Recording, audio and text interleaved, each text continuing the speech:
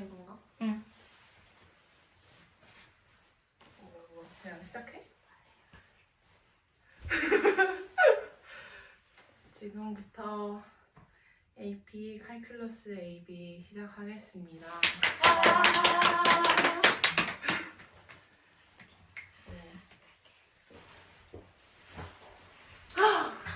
일단은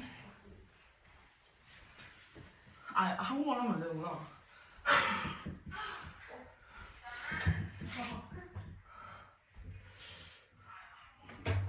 Function.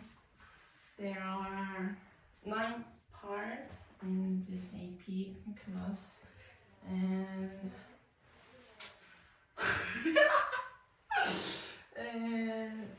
first part is function, and there are five parts in this function. First is definition, and second is like special function.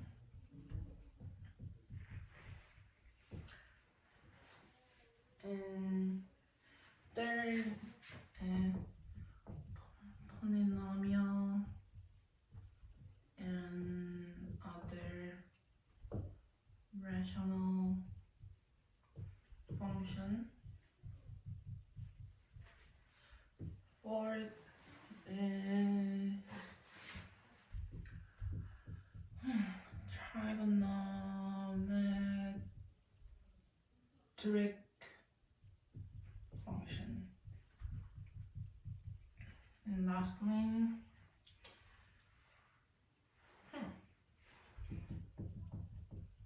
exponential and logarithmic function. Okay.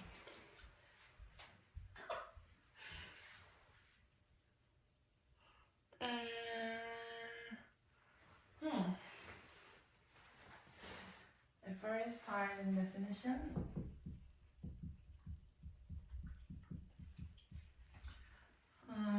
Definition for about function is the correspondence calculate each element A of a set is called domain.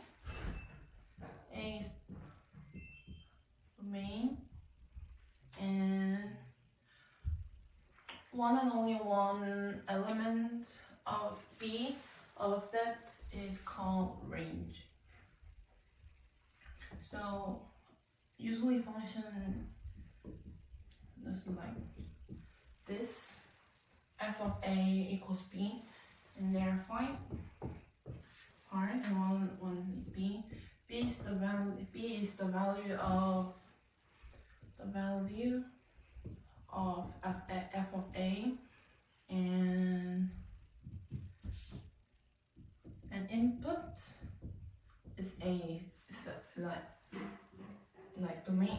Input is domain.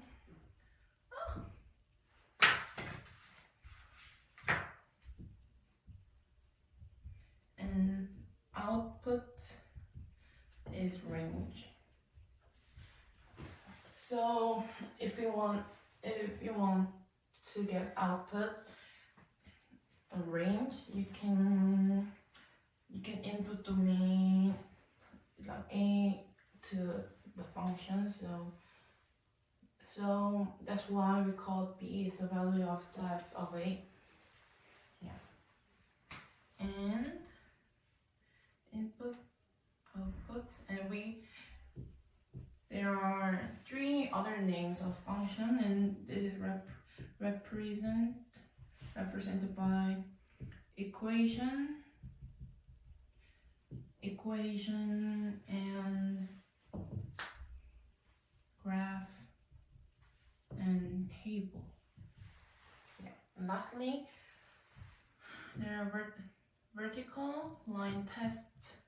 A vertical line test is a test like that only one part indexed in this graph, like this. If so, for example, like this part, if we draw a vertical line, and there are two parts that approaches like this line and this graph, so we say that it fails about the vertical line test because it's meant to more than one point. The definition.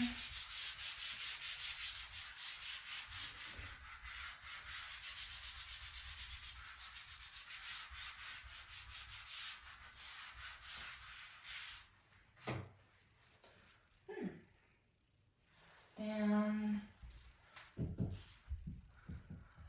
special function.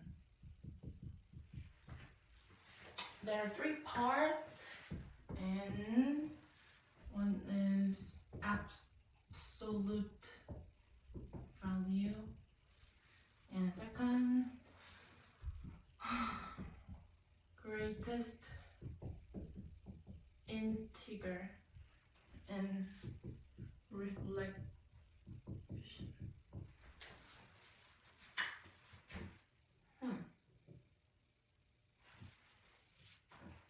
Now, Valenogram is y equals,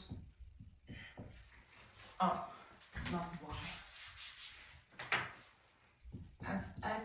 F of x is absolute x, and we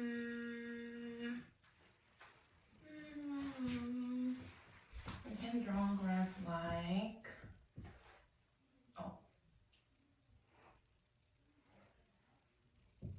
x, y minus 1, 1, 1, 2, 2, minus 2, like this. So fx x is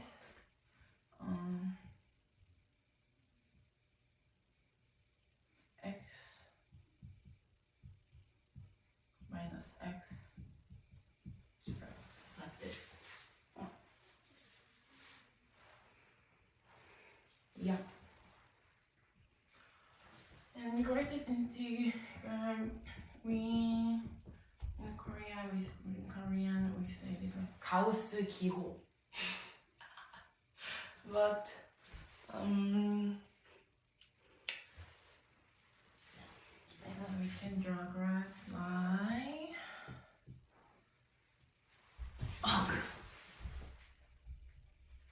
one, 2, 3, 4,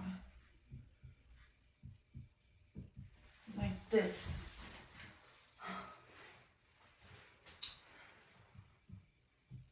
And reflection is like if f minus x is fx.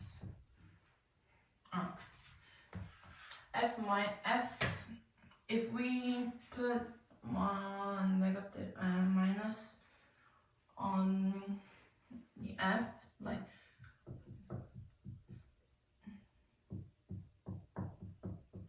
this is the reflected by the y-axis, and minus f of x is reflection by about x-axis. So like if f of x is this, it changes this, and in this graph, like this part, it can change like this. Yeah. Oh no. This.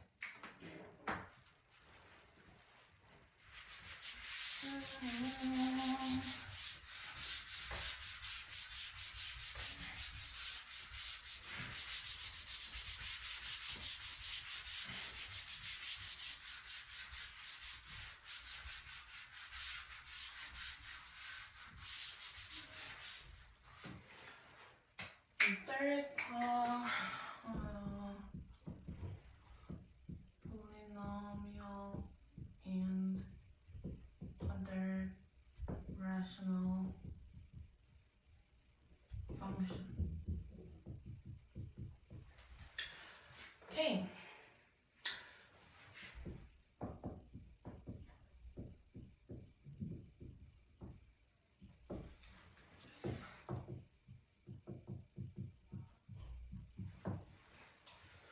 In this polynomial, there are four polynomial function. The first is like y equals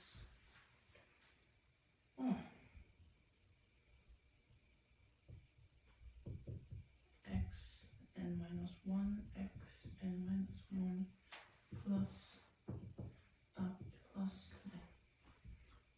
a 1 x1 plus a0. Yeah, and n is positive number, and n is also degree of this equation, and n x0 is constant. So line a n and n minus 1 or in a n minus 2 and a1 and a0 is the coefficient. So, and this coefficient are all constants. So, and the second one is y. Second one is called linear function. And it is y and x plus b. M is the slope of this function, and b is y intercepts, and axis is minus b of 2a. Yeah, and second, its degree is 1. And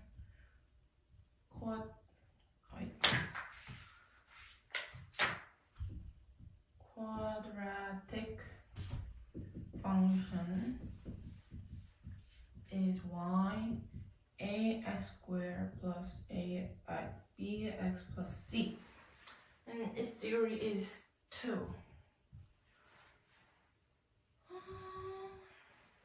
And if a is bigger than 0, it goes up, but if a is smaller than 0, it goes down like this.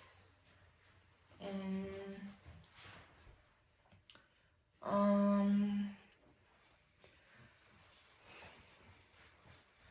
third part, cubic function, and it is y equals a 3 squared plus bx squared plus cx plus d. And its degree is 3. Yeah. In the rational function, we draw the y equals px of qx, and px and qx both are both polynomial function, and its domain is all reals, but not x, which made qx become 0. So we should remember that.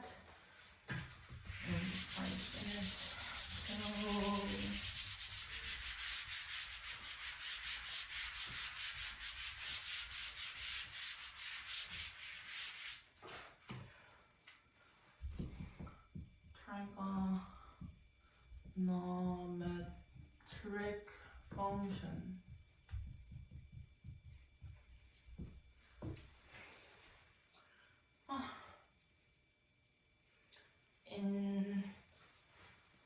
In this section,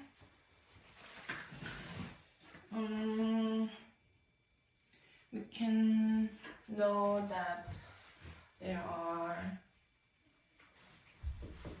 periodicity and amplitude inverse.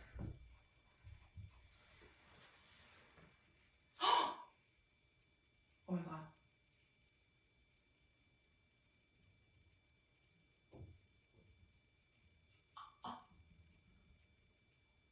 Oh, okay. Oh,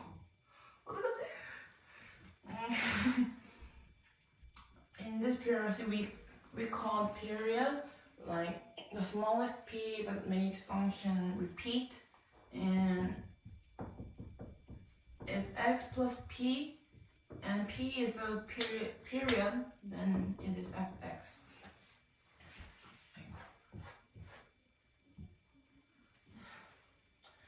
And inverses. There are some of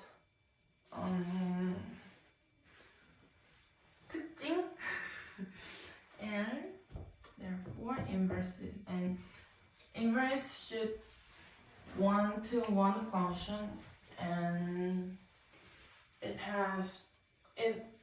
must like continuous function, and we can know that trigonometric functions inverses is sine inverse x is arc sine x, and arc sine x, arc sine x, and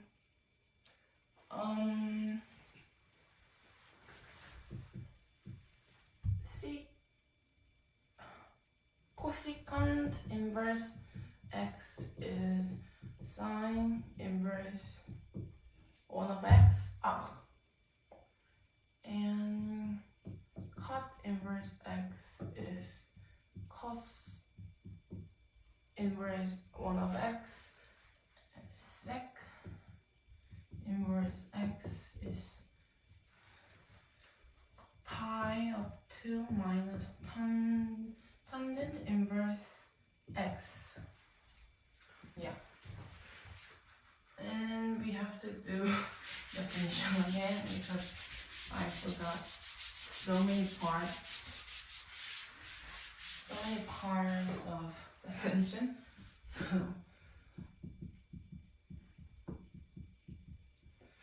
we already do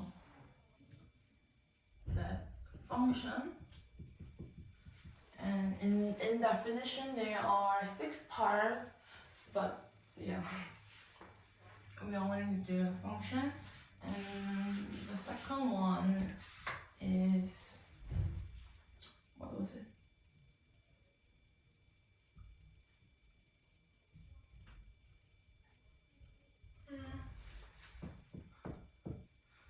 Yeah.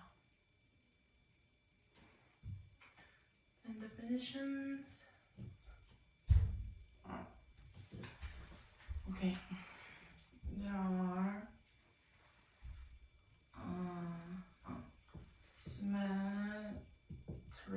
symmetry, composition, inverse,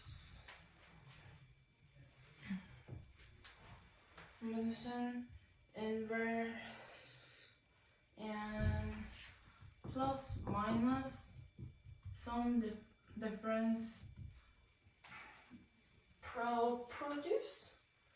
product and quotient, and the zero of a function f. In this symmetry, there are odd and even. Odd means if we put minus on the y, on the x, it means like f minus x, f of minus x is fx.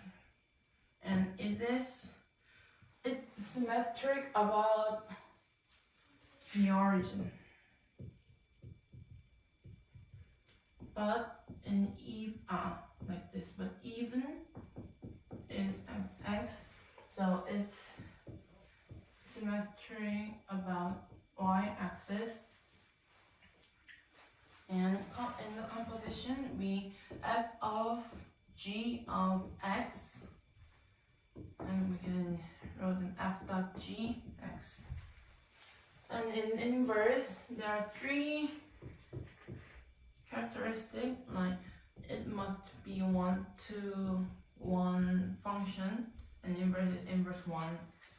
And it is in this equation is inverse of y equals x, and its graph is like and its domain is all real. And in plus minus multiply and divide, and like fx plus minus gx is f plus minus g of x, and like this fx gx is f g of x, and fx divided by gx is f divided by g of x. And 0 the function of f, it means like if fx is 0, then x is the value of value, and also x is the x is the x-intercept of this function, this equation. So yeah, the definition is over.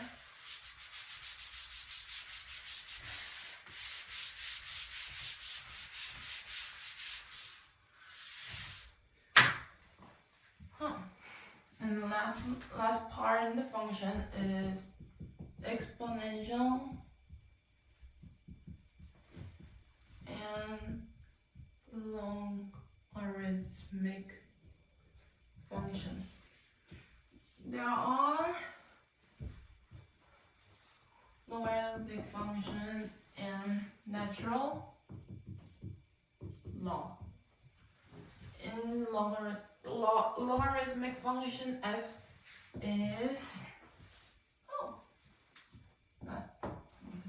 and like if y log a x is a y of x, because exponential functions inverse function is log, so we can change it by together like this, and it must be 1-to-1 function, and the graph is like this and this one. And the natural log, there are ex or ln e. There are natural log, and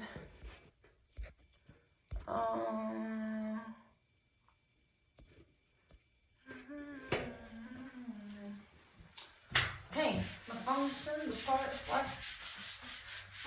part of AP calculus AP is over.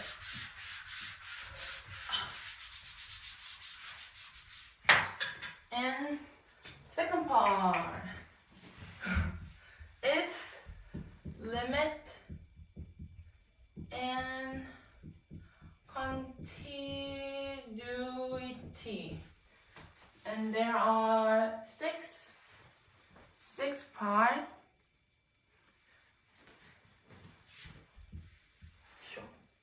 First is definitions, and examples. And second one is asymptote. The third one is theorem of limit. Four, five, six.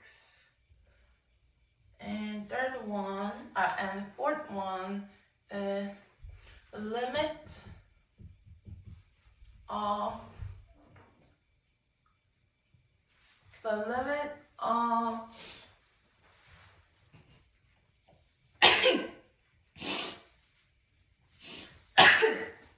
limit of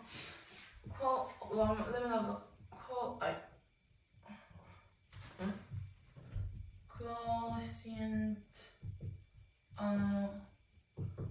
polynomial. And fifth is other basic limits. Is continuity.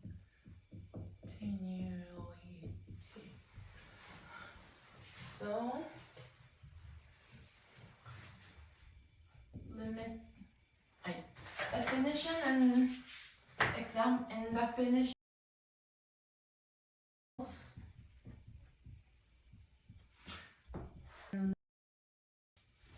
If x approaches a, we route a, and it going like closer and closer. If then this goes to the a but not equals, and we call this limit, and we wrote this limit like lim x to a, x to a, f x is L. And one side limits, and there are left hand and right hand. The left hand is it starts and approaches A from the smaller point. So we could left and right, and we can write like this: limit x a minus fx, and right is opposition, so it started with bigger point. So a plus, we wrote a plus, lim x to a plus f of x. So yeah, and in this part it becomes infinite, so we can make it infinite, like plus minus infinite, and lim x2 plus minus infinite f of x is L, and it is like yeah, it also like this. An end behavior of polynomial is like end of in this part.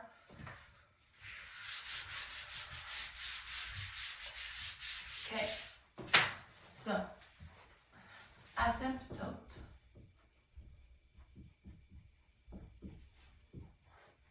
Now horizontal asymptote, and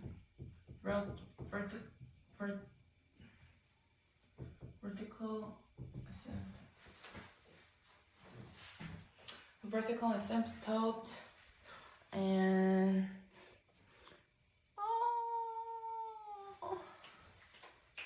horizontal means like y equals b, and unlike the vertical asymptote, y equals b, horizontal asymptote can be crossed.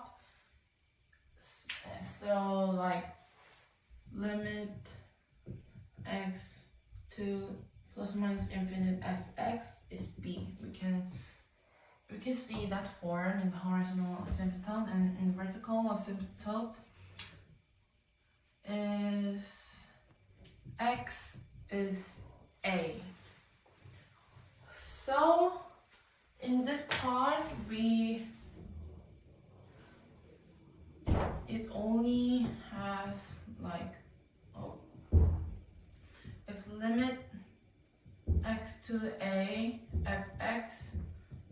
plus minus interval, or limit x to a minus fx, it means plus or minus interval line.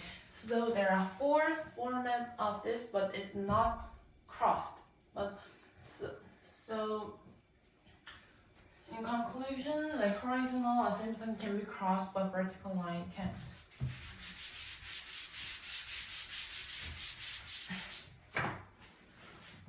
And there are theorems of limits, and there are also 8 theorems. First is constant rule. Second is constant multiple.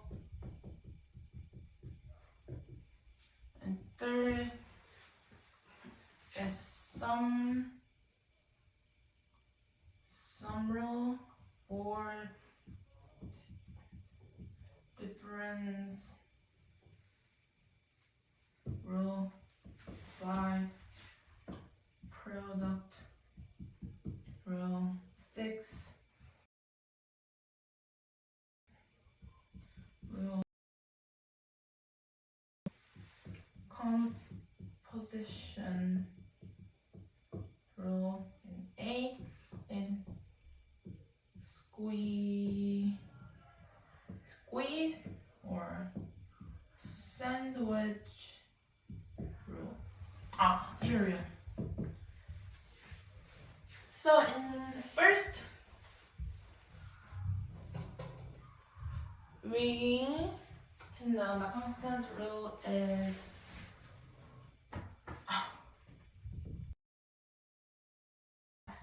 C K is 0. Yeah. N K. Before we start this part, we should know that limit x from x to c fx is b, and g of x is d. So if k multiplies limit x to c fx equals limit multiplies a multiplies b. In the sum part, there are limit x to c fx plus gx is limit fx plus limit gx, and it means it goes like b plus d.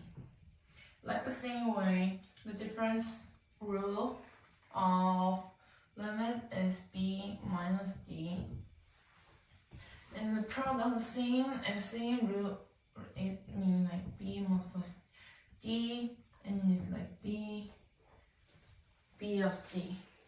So if rather more detail, like limit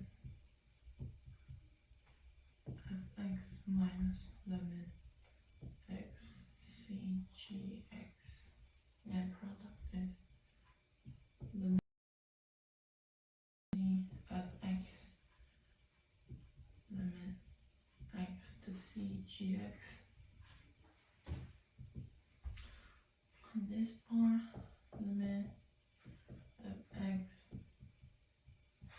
of limit x to c gx.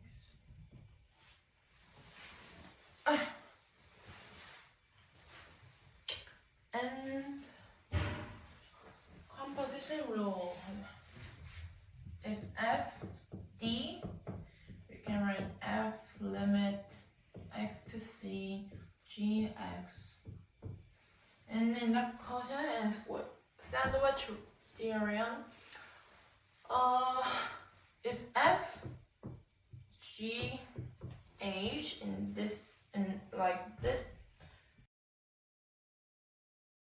and limit f equals limit h equals l, then limit gx is L2. This is a square or Sandler's theorem.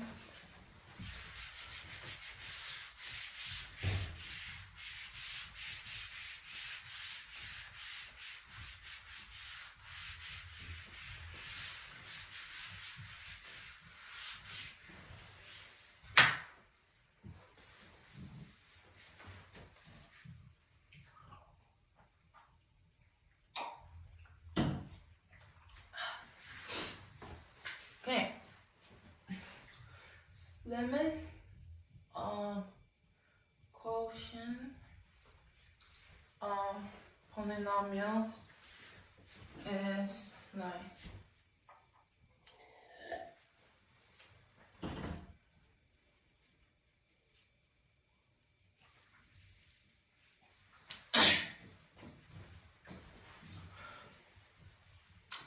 limit of quotient of polynomial. We can see two category of this part, and one is to find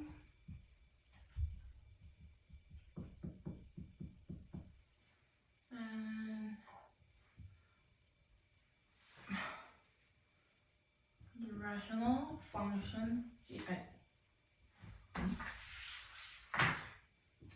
rational function theorem. So to find px of qx, we both are polynomials function, and p must not be a zero.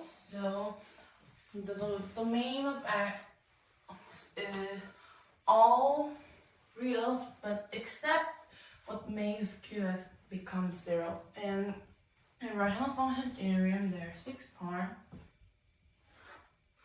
Like if degree of px is smaller than qx,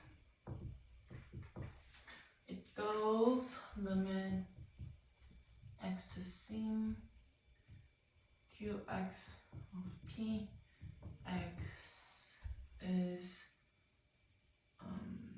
0. Yeah.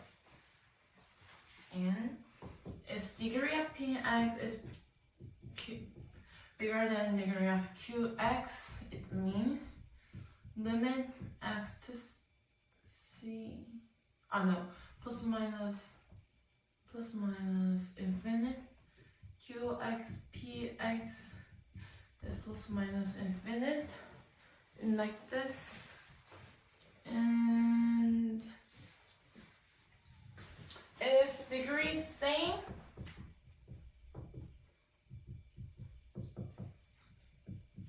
limit x to infinite qx px of qx is an of bn. So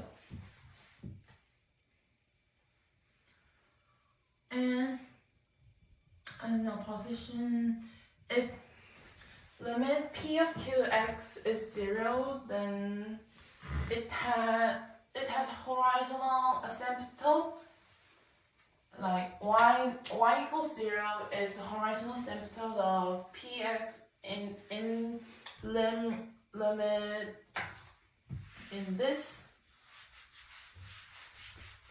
that part, but there's no horizontal asymptote in this, in limit x to infinite px of qx equals plus minus infinite, and a of bn is the horizontal asymptote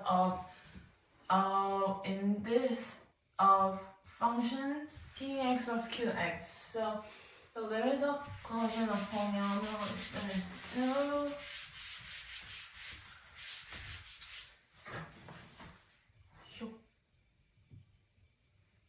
And other basic limit. Other basic limit. There are 2 parts, and one basic trigonometric limit. And number E. So in like this, limit theta to 0 is sine theta of theta is like sine theta of theta and equals 1. And number E, there are this E is there's no limit maybe. Okay.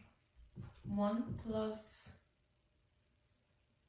n 1 of n and n squared, but value E is like 1 plus x, 1 of x and x squared, like this. Okay, the last part of limit of continuity is the continuity part, and there are 4 parts in this part also. First is definition. Second one is continuous function. Third one is kinds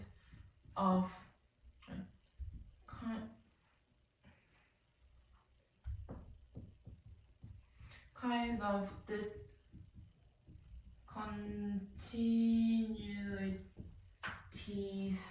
Last one is theorem on continuous function.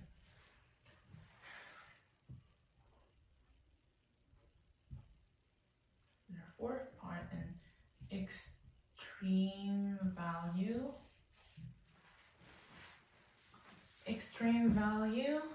and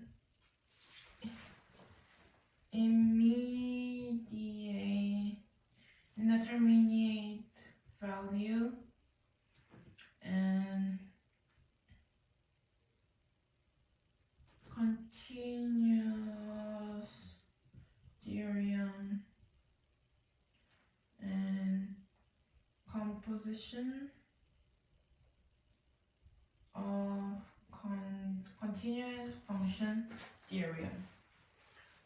So first in definition, we can know that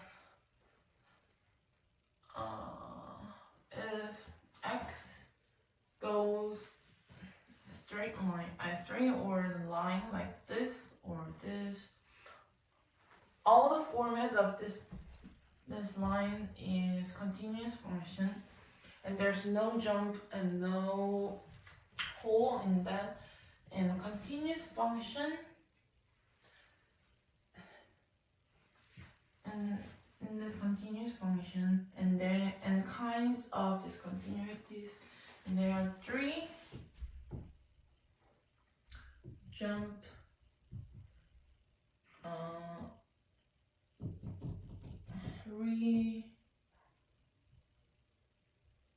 regard? No. Jump,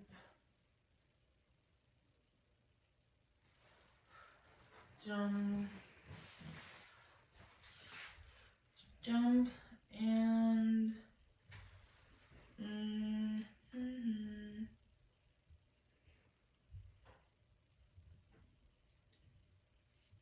jump and okay, just jump and initial removal function. Jump is function like x, and removal like limit x to 2 f(x) is not f to f of 2. And the initial is like 1 of x or 1 of x minus 1 squared. I don't know, like this part. So for example of this continuous function, it's like this. 2.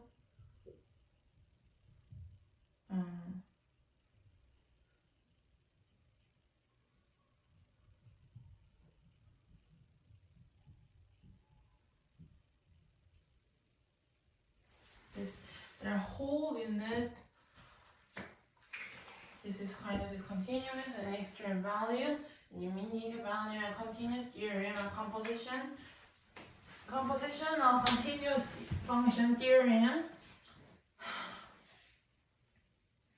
And there are 5, like plus, minus, multiply, divide, and the composition of continuous function is like just like f of gx, like composition. So this is f of g of x. Yeah.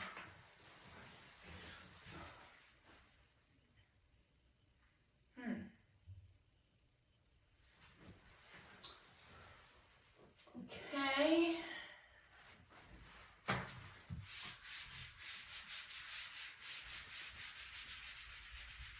More knowledge about.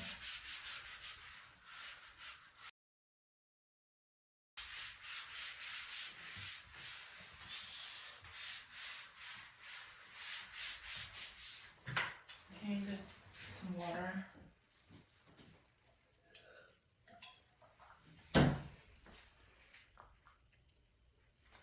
Huh.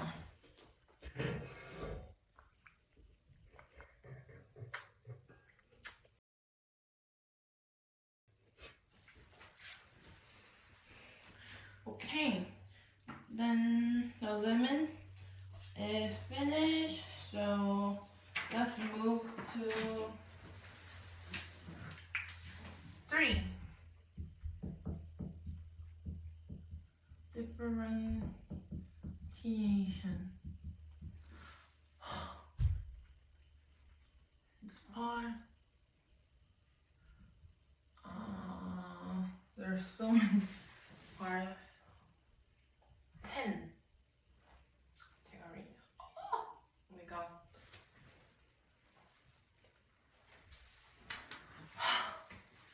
First one is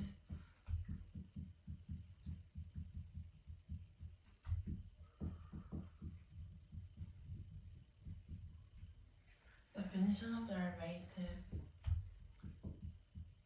formulas,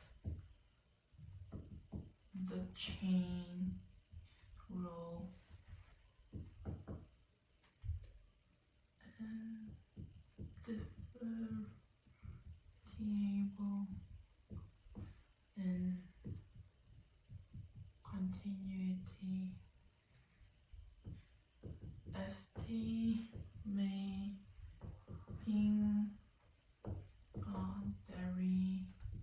derivative,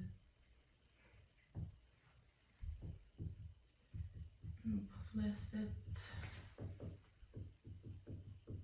differentiation. 1, 2, 3, 4, 5, 6, 7, and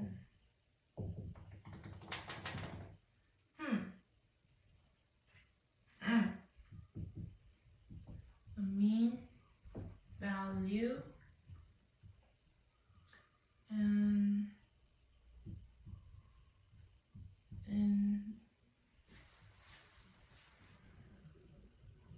indeterminate forms and L'Hopital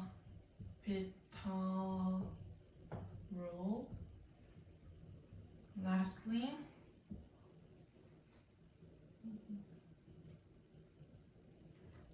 consider recognizing a given limit as a derivative.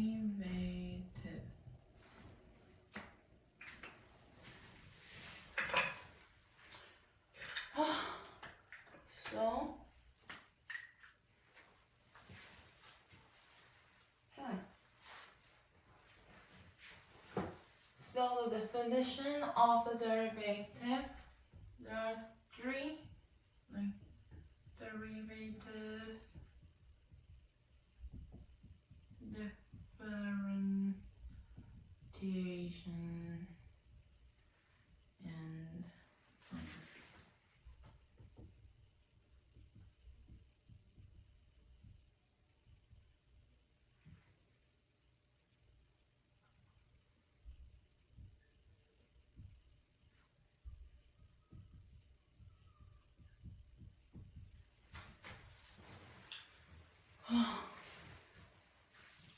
okay. So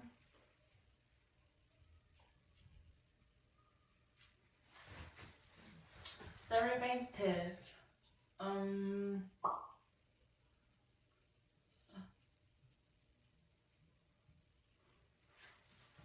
so the derivative is like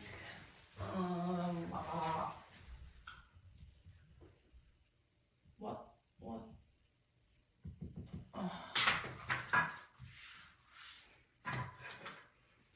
limit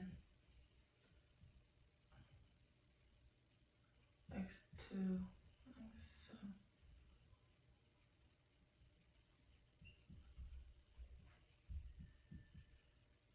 about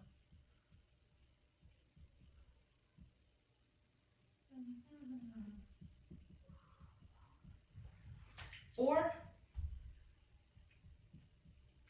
y. And differentiation we can call another way, the fourth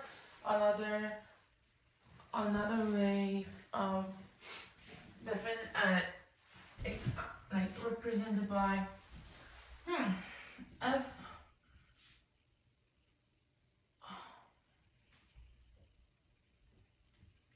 y 2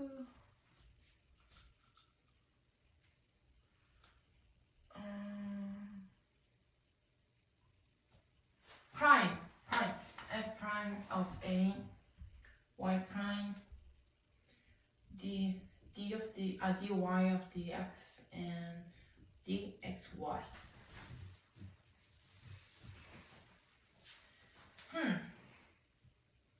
And in this part there are so many parts of this line. Differential quotient is a f a plus f of a plus h minus f a of h, and average rate. And average rate is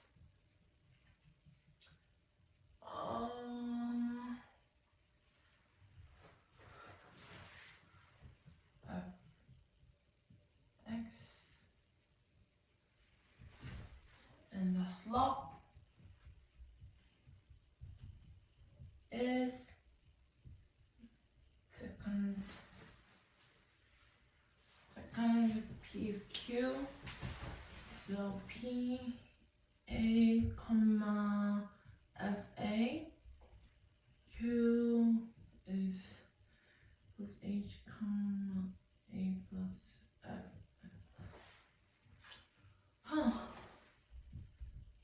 Instantaneous rate and slope of rate. Q approaches P. Q approaches P and tangent line of P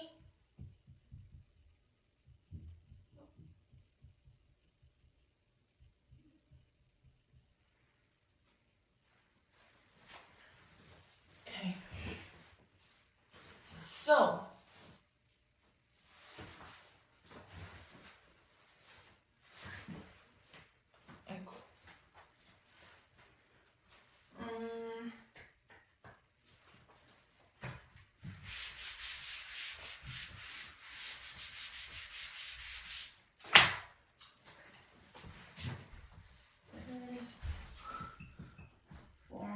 formulas.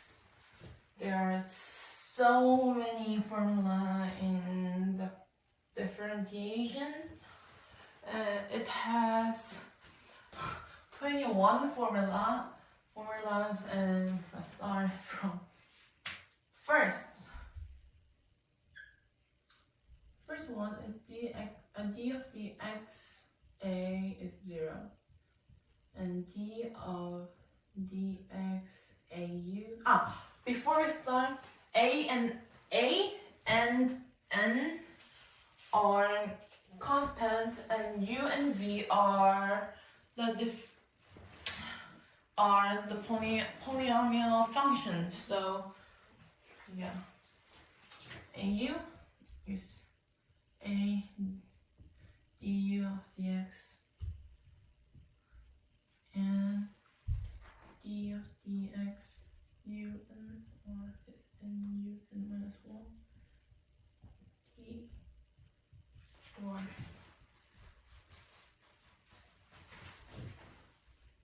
dx in u plus 3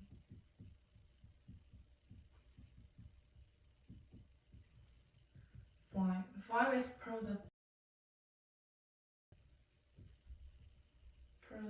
rule, and it is dx in uv is u dv plus v dx du. 6 is quotient rule,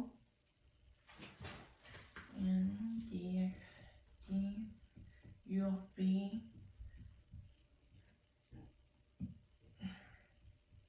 b du of dx minus u dv of dx of v squared. So v is not 0. 7.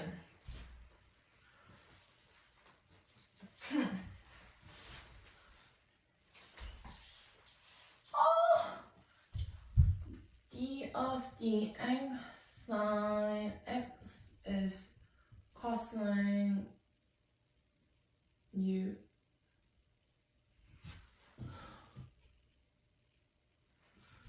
Dx of du, and is d of dx cosine x is minus sine u d of dx.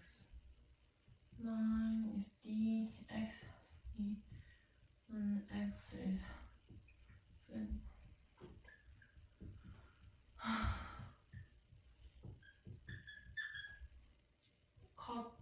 cotangent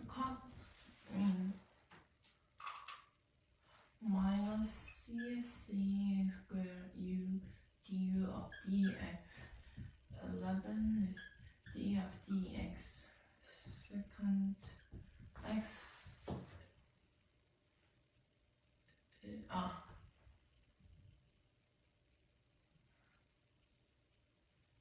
u.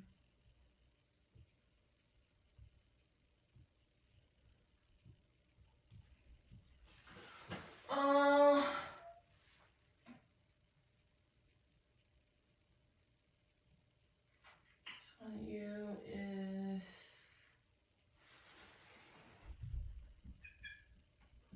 tangent u du. Just remember these.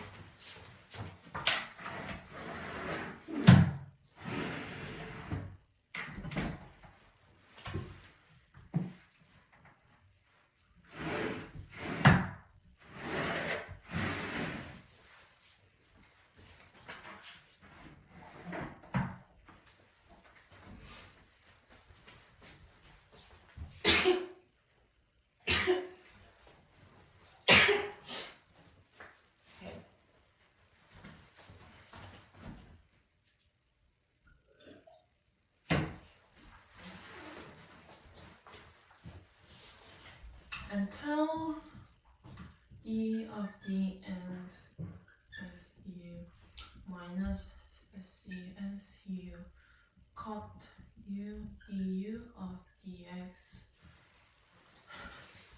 13 dx d is like then u is 1 of u d of dx du. 14 d of d eu equals eu dx du. 15 dx d au is a, then a dx du. 16 dx d sine inverse u is arc sine u are 1 minus u squared 1 of 1 minus root 1 minus u squared d of du of dx and u is between minus 1 and 1.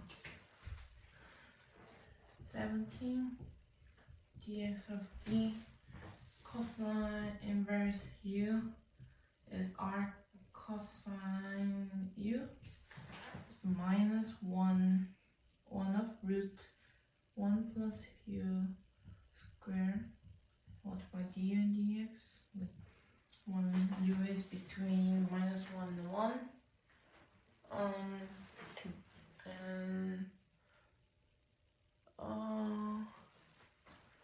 18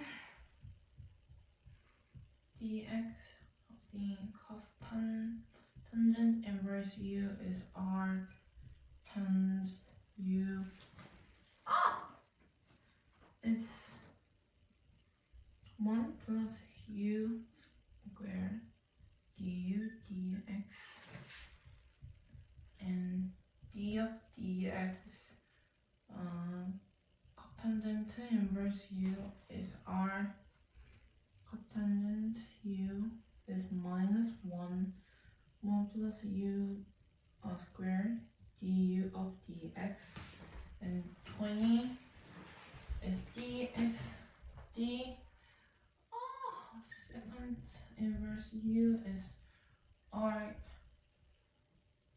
second u is absolute u and absolute u is bigger than 1. And lastly, d of dx second u is arc second u is minus 1 of absolute u root u squared minus 1 du of dx and u1. Okay.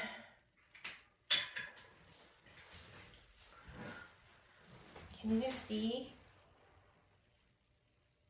Yeah, there are 21 all the formulas of the differentiations, and so if you memorize it all, you can solve all the problems about this, and you can use this formulas for when you solve the problems, like difficult problems or easy problems too.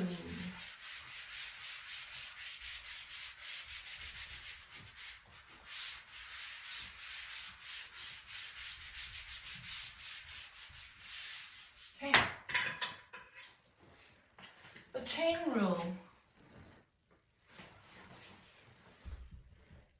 The chain rule is the power rule. Power rule, so it is d of dx un equals nu n minus 1 d of du of dx, and this is chain rule, and if y is x f of u, and u is g of x, we can know that f of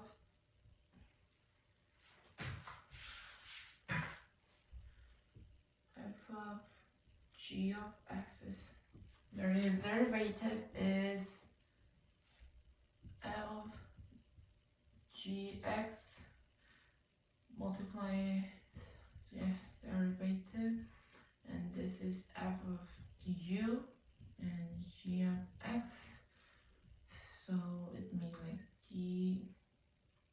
du of dx multiplies du of dx, no,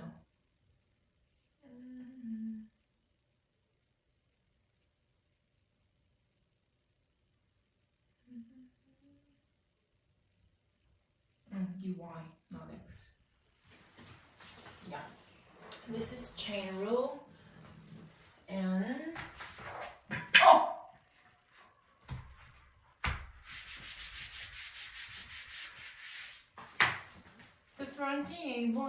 differentiable and continuity. Continuity is like yeah, like this all time, all the things like f derivative of c is limit x to c, so x minus c and fx minus fc. So in this formula, we can know that we can know that the graphs of graphs about continuity or discontinuity. So like in this part, we can know if so like if so if it is discontinuity or continuity, you can know the graph like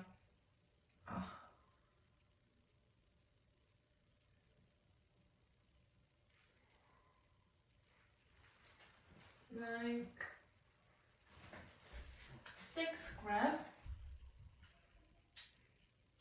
One is like this, and this is jump.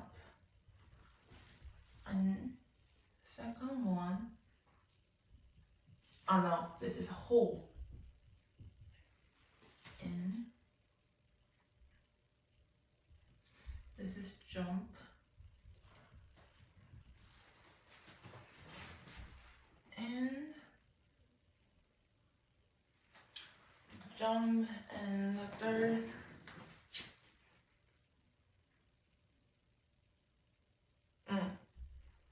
and like this and this C C and 4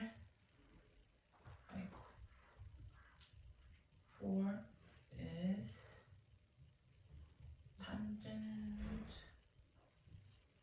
tangent line, and fifth and 5 1/5 is like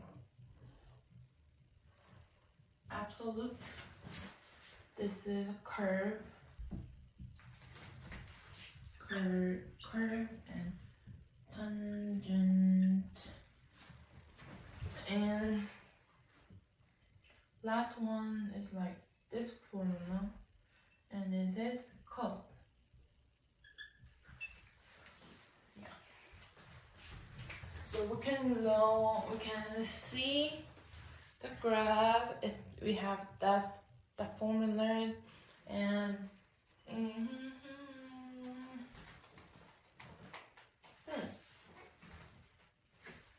yeah. So there we can see there a hole and jump and a tangent line and a curve and a cup. So it means like has each characteristic. So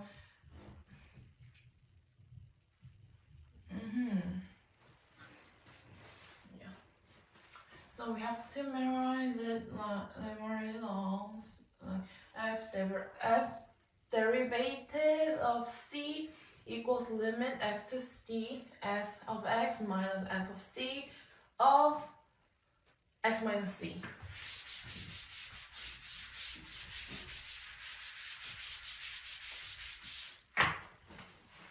Okay. Then the next part is estimating derivative. We have to see the paper when I prepared before. It is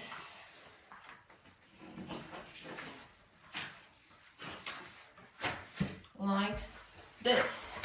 Where's camera?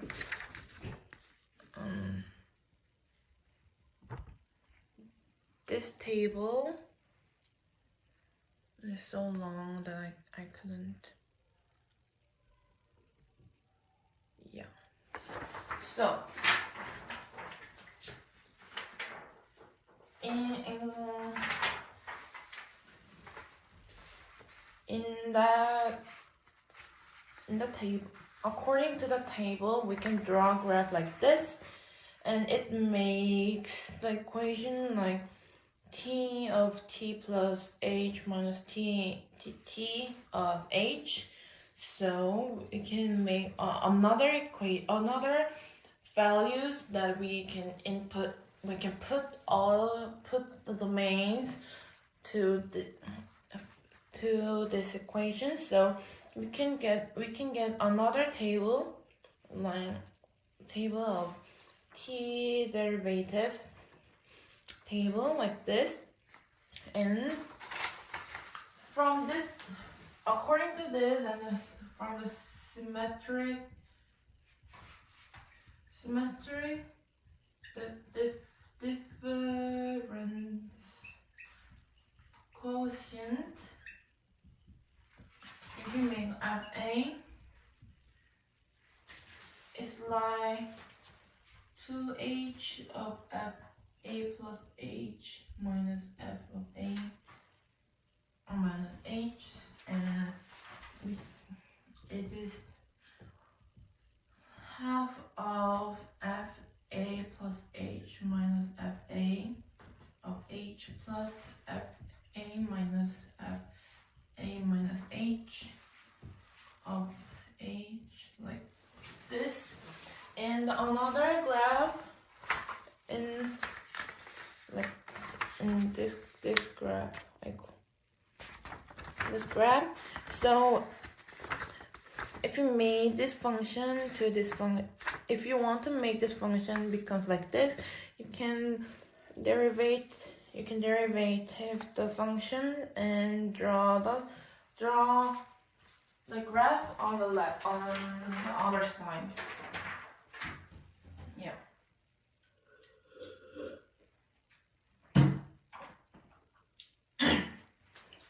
Okay.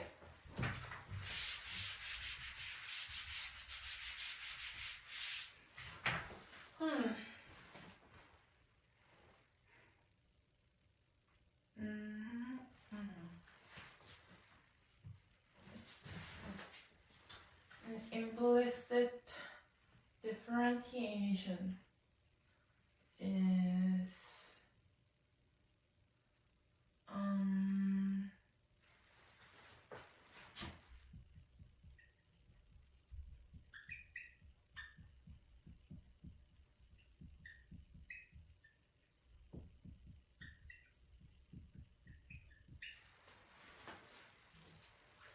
this part we can make we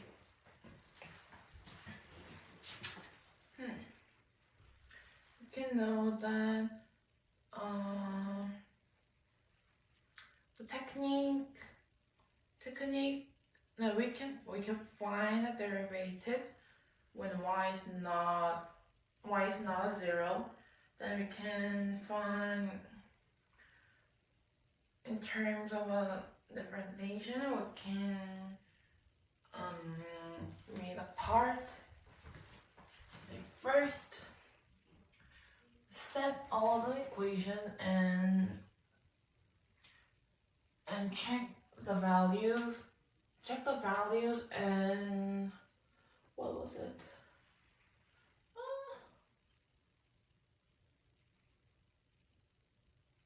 Check the value and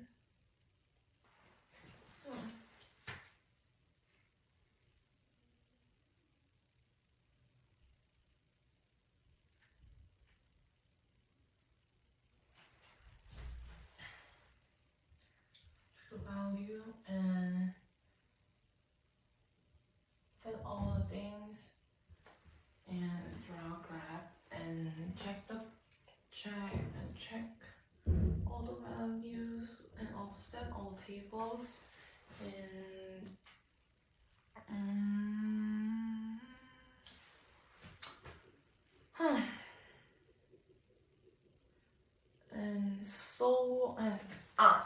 and if you set all the things in the first part, then you can solve it, use derivative like d of dx, so you can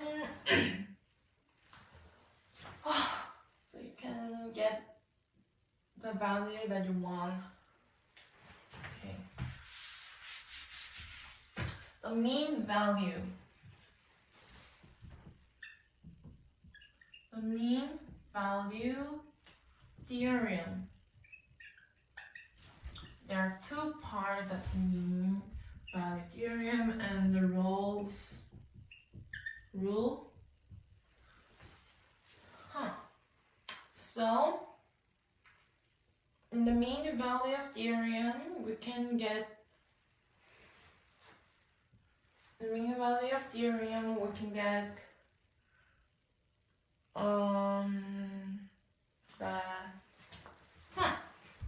f derivative of c is b minus a of f b minus f a. So in this part,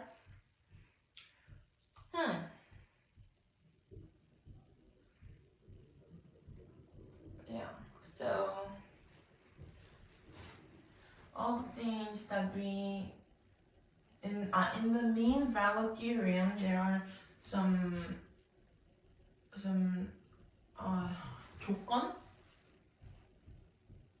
조건이 뭐지?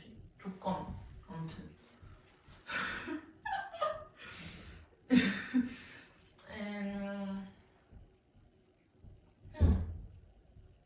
and so we can see that f prime of c equals f of b minus fa of b minus a is the mean value theorem, and in the Rolle's rule, we can use the mean value theorem to this. So mean value theorem of this. So if it's given by according to the mean value theorem, f prime a equals f prime b equals 0, and if that value is correct, then we can and we can also know that f prime c is 0, and this is an important special rules of Rolle's rule according to the mean value theorem. So if you know the mean value theorem, you can know the Rolle's rule, and after this chapter, the mean value theorem use another way also, so we have to memorize it. Memorize this mean value theorem because we have to see again. Okay. And in the terminate forms and L'Hopital's rule. L'Hopital's rule. So, in the terminate form, first in the terminate forms and L'Hopital's rule.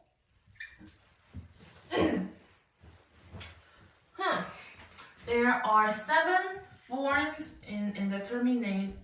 In the terminate, 1, 2, 3, 4, 5, 6, 7. First one is 0 of 0. Second one is infinite of infinite, and third one infinite minus infinite. And fourth is 0 multiplied infinite. And 5 is 1 of infinite square, and second is 뭐지?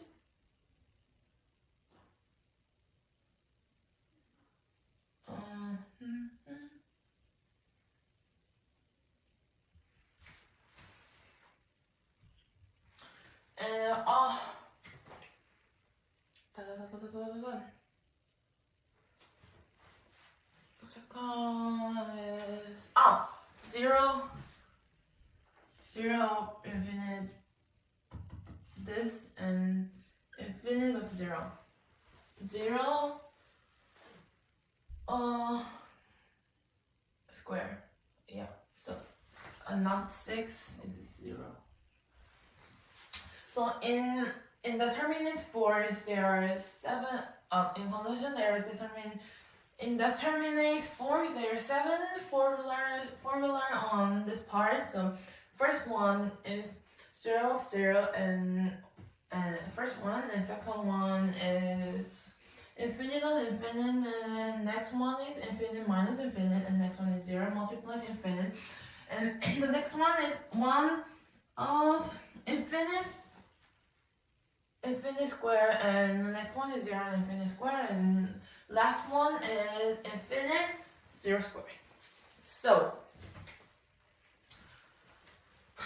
yeah, and next we will see L'Hopital's rule, and in the L'Hopital rule there are 4 categories of it. First one, if limit x to a, if limit x to a, not a, infinite,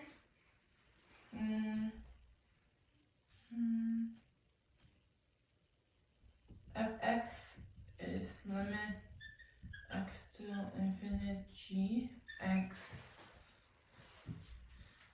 in limit x to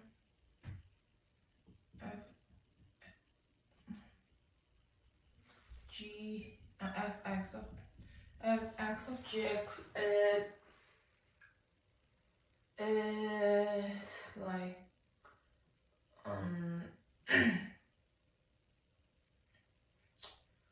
okay, thinking.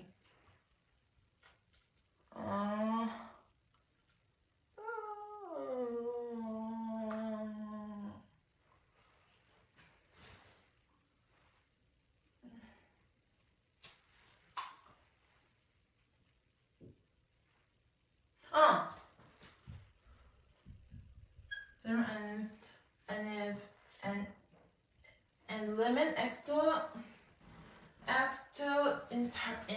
infinite fx of gx is exist, then we can use the limit f of x of g of x equals limit f prime fx of g prime fx, and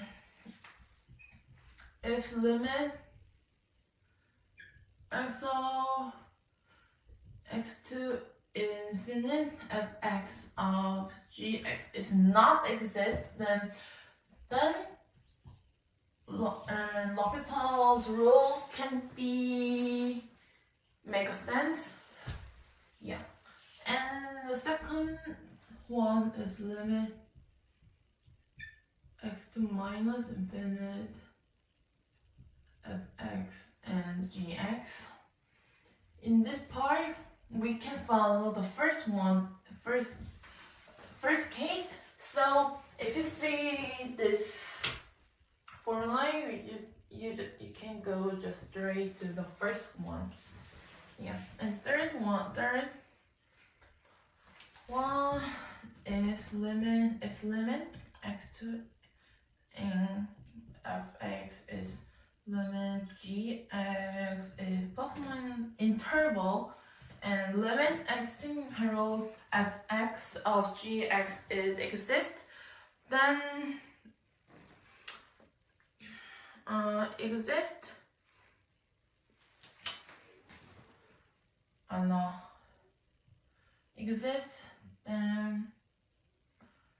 then we can, it also makes sense like this forms, like limit fx of gx equals L f prime of gx, f prime of gx, f prime x of gx. So, and also if limit x to a of x gx is not exist, then L'Hopital's rule is not correct.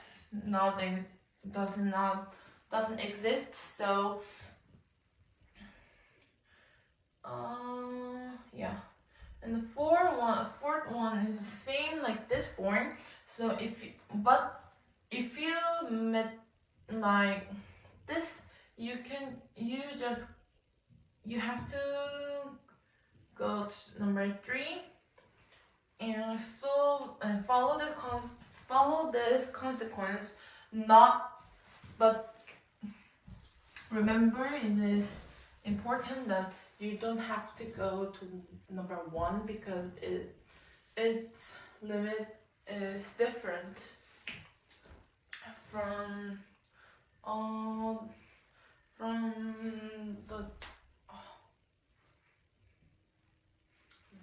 this, because the sequence is different and the limits are different. So if you want to solve like number 2 or number 4, if you want to solve number 2, you should go to number 1, and if you want to solve the number 4, you should go number 3 and follow that sequence, follow that consequence.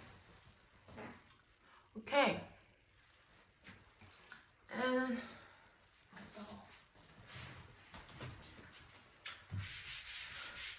I think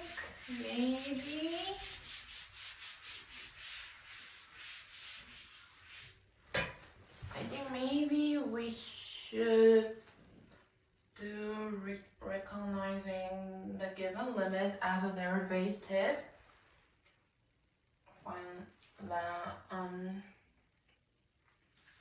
Until this part, and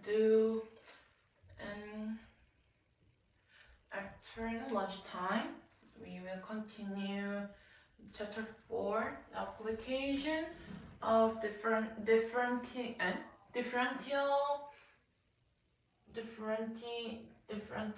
differentiation of calculus. We will continue after the lunchtime. Okay. So, recognizing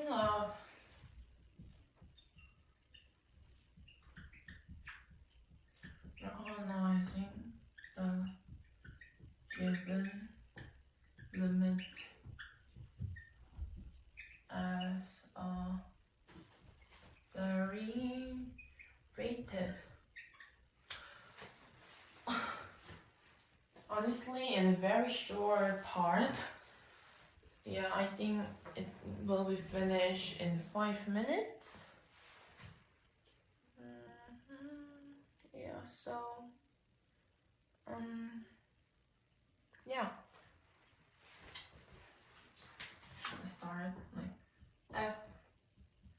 times c is limit h to 0 and h of f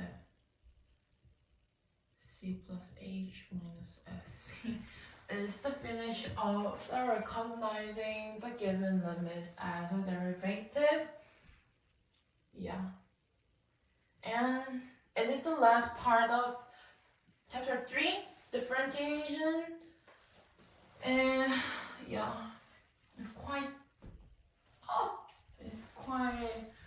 long part, but yeah, we finished. Okay. Oh, I forgot there's one more chapter. What was it?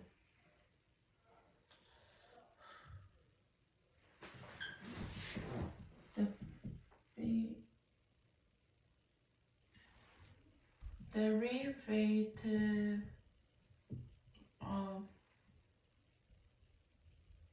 function of limit.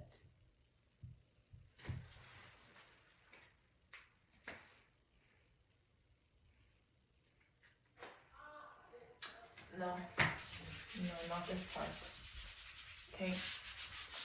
Then I will write chapter 4 guideline, and we will have a lunch time and see you again after this time. Homework 4 has a lot of so many parts, like 12 for application of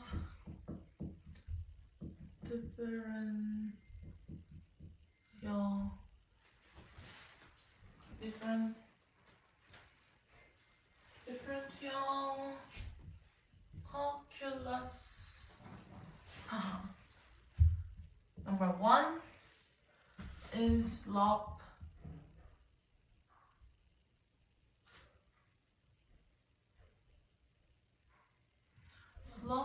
Slope and critical point. Number 2,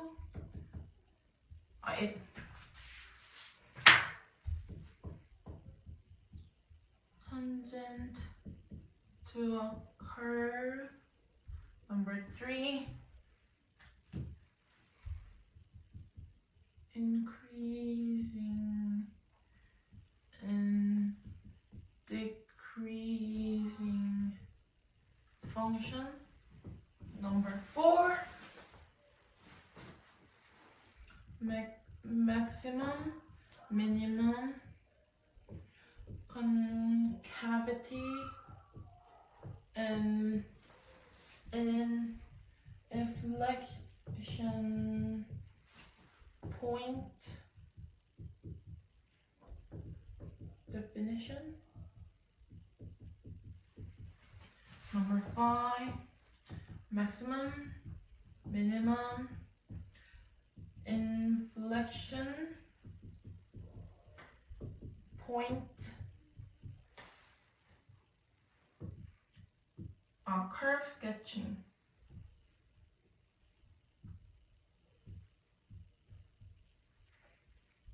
Number 6,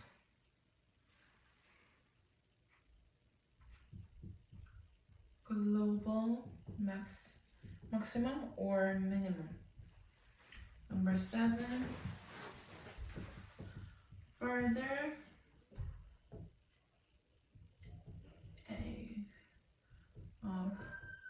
sketching. Number 8 is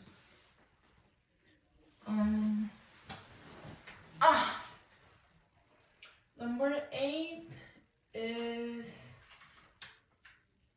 what was it? Okay.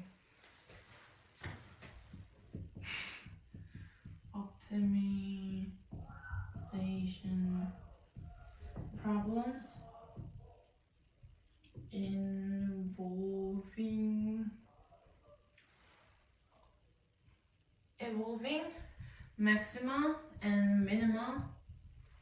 9 was oh, 9 was relating function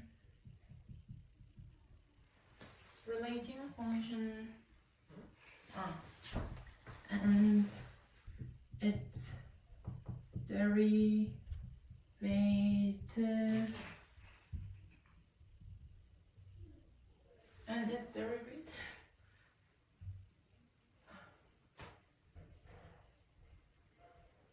graphically.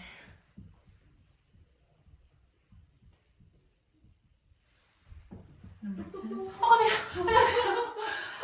미안해. 아니야. 세연이 어디 있어? 여기 없어요. 그럼 어디 있어? 저 잘 모르겠. 아직 안 온 것 같은데. 사진이 없어? 네. 집에 있구나.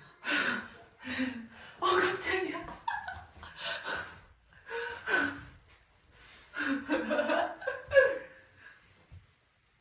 오케이.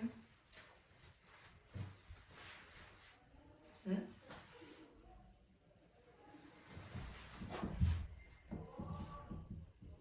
Motion along a line.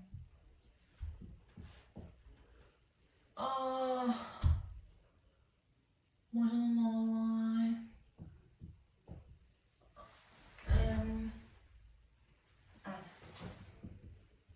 Tangent line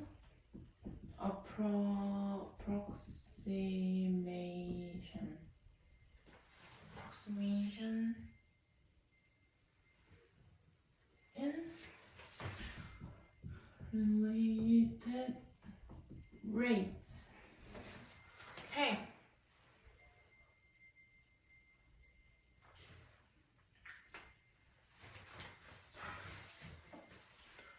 So there are a lot of parts in this section and this chapter, so after we get much time,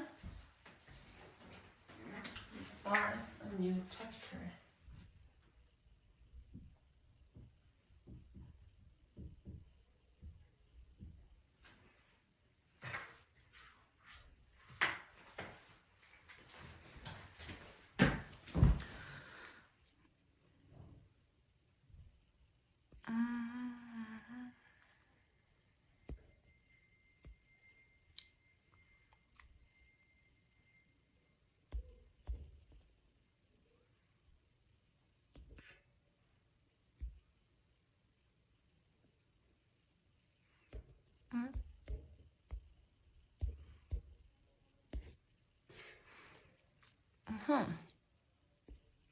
어떻게 하는 거지?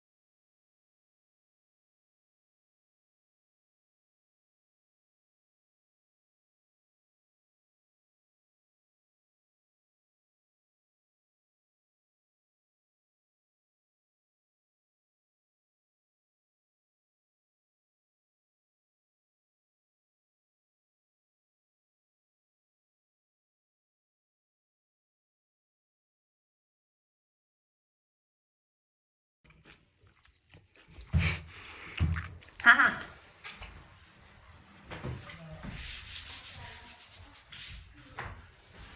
하. 시작. Slow and critical points.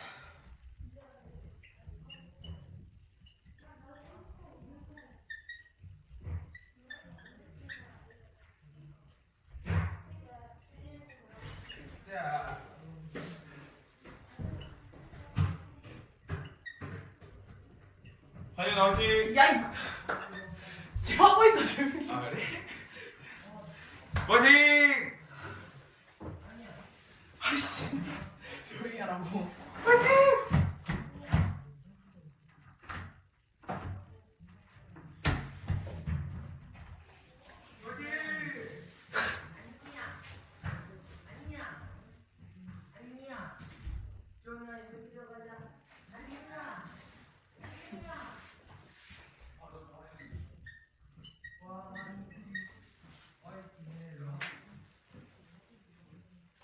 Oh, honey. Oh, honey. 아.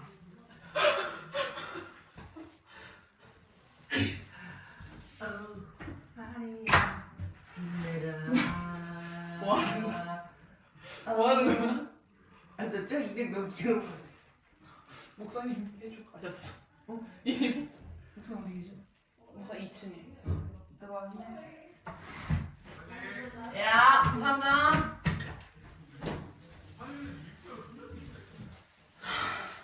Slope of a curve. Let's learn again. And slope of a curve. And if the derivative may add like x, y, k, then if it's the slope of the curve and and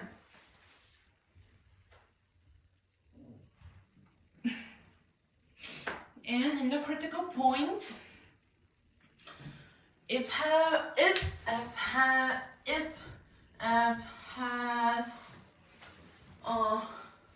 잠시만.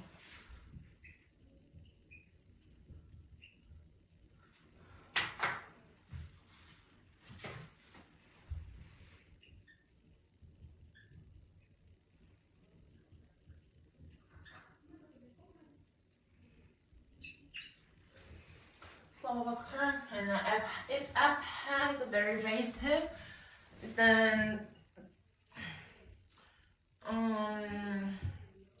derivative everywhere. We find that on we find it on the we find the derivative on the fx. So in the small critical points, we can know that slope of the curve if f has a derivative in all line, then and it has like this point, then fx is the derivative of x when x is xk. So critical point. Oh, and tangent to a curve.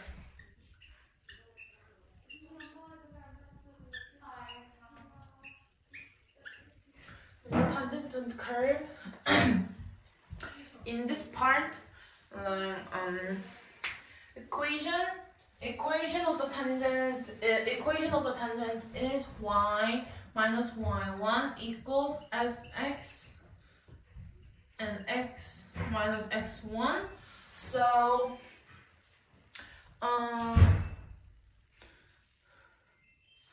f minus f1 and wait, we can know that the horizontal asymptote and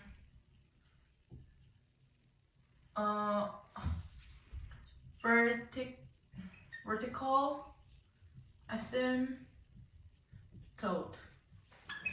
So horizontal this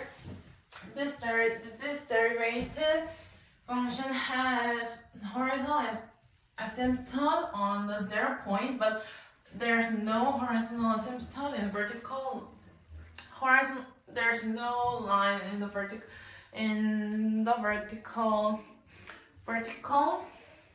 no vertical line on the vertical asymptote. So like it has only horizontal asymptote like y equals b. So like this, no vertical asymptote. Yes.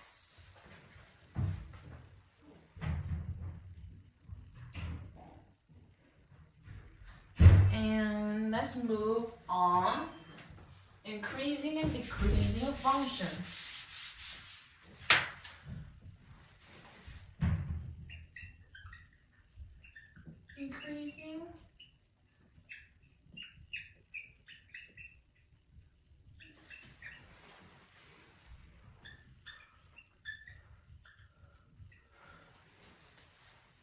Increasing and decreasing function.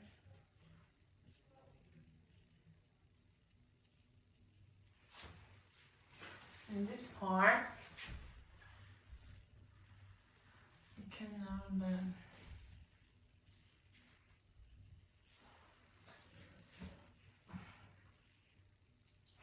case 1 and case 2. Function with continuous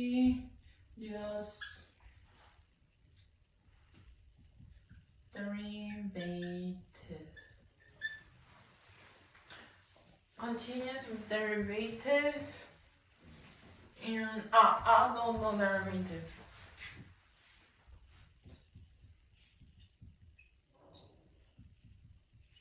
Differentiation. In case 2, function whose derivative have whose derivative have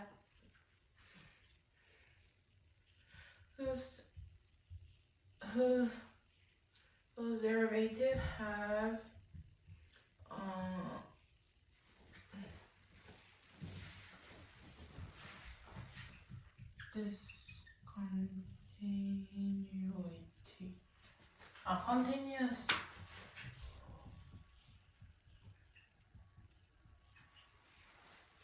So in the case 1, the function with continuous derivative. In this part, we can make it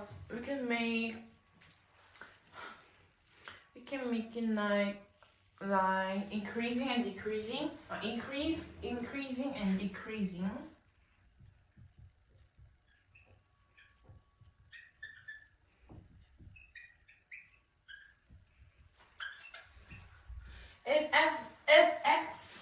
If x interval is like a and b,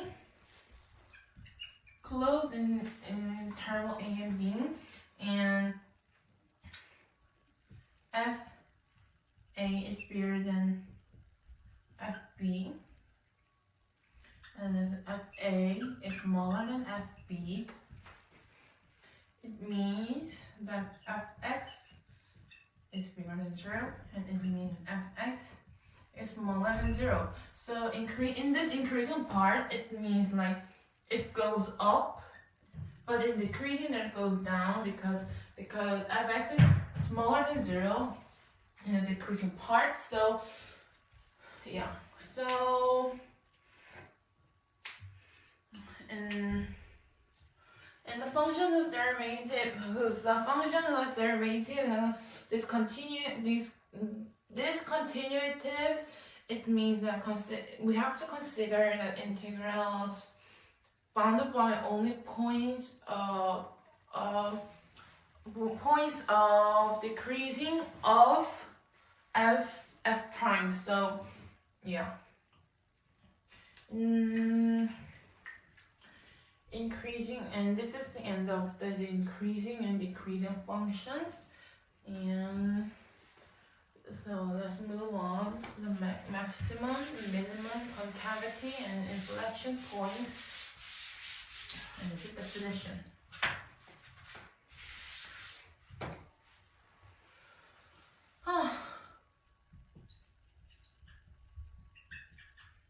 Maximum, minimum, concavity, and inflection points. Definition.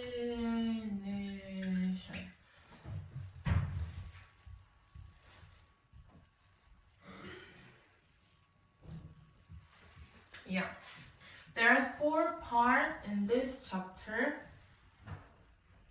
and it is local or relative maximum or minimum, or global absolute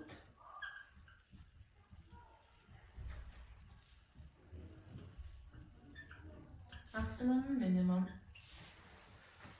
and concavity and points of inflection.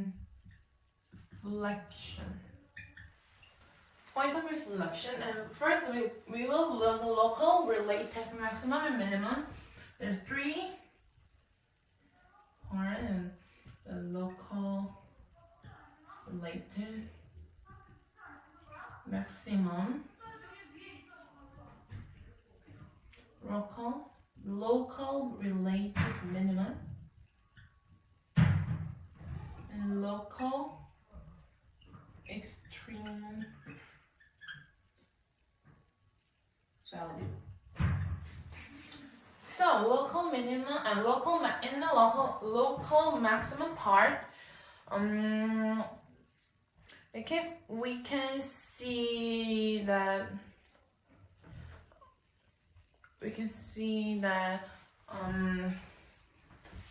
fx is bigger than 0, and fx and in the minimum is smaller than 0, and it means like it goes increasing to decreasing in the maximum, but in the local minimum they're going to decrease from decreasing to increasing. So decreasing to increasing. So like, but in the local extreme value there's no minimum or maximum because its signs change a lot. So we can't definite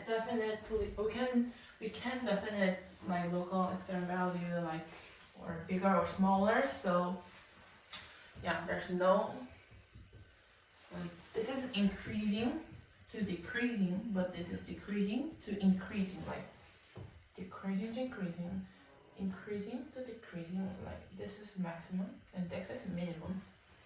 Yeah, and global absolute maximum minimum. There's global absolute maximum, global absolute minimum. Yeah, and in this part, we can know that the interval is the closed interval, both of them, like A, B, and sorry, and it occurs like FA is bigger than FB, but in this FA is smaller than FB. Is it similar with local or relative maximum or minimum, but it has some difference between them. So yeah, so it is the maximum point and minimum point, but it is the end point of them, and yeah. And concavity. Concavity means like going up or going down. So in concavity we can divide it like concave upward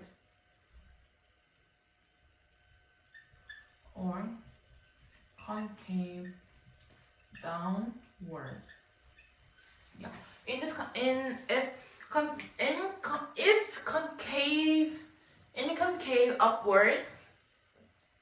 concave upward, it going and in the concavity it has its interval is the open interval, so it use 대괄호, but it use small disc. So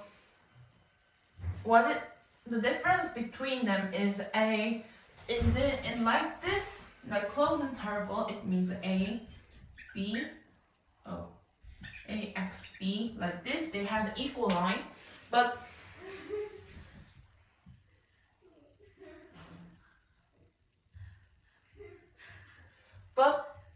in this open like this, in the open interval, it is like A, X, B, there's no equal line. Anyway, upward, it goes like Y, double prime, goes up then 0, and then it goes downwards, going down. So like, we can see like this on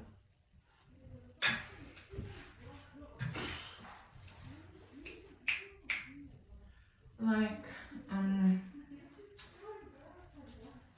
up, goes up like this, but it goes down. Yeah, it's under than 0, but it is on the upper. It's below. It's above that 0. So yeah, and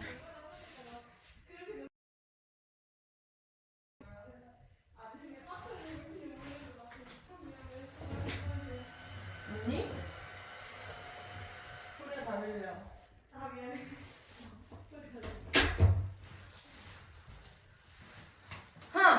Anyway, the points of reflections.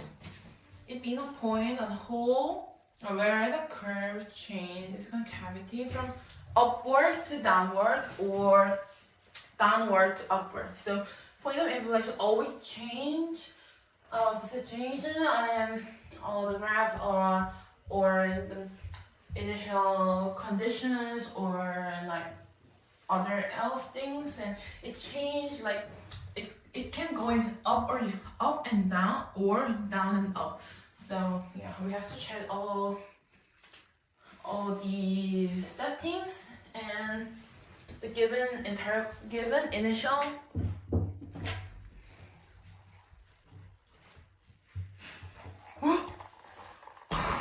언제 갔다 왔어?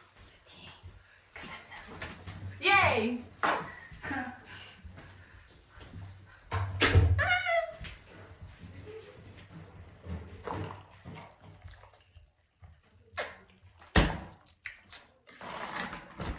Oh my god. Okay.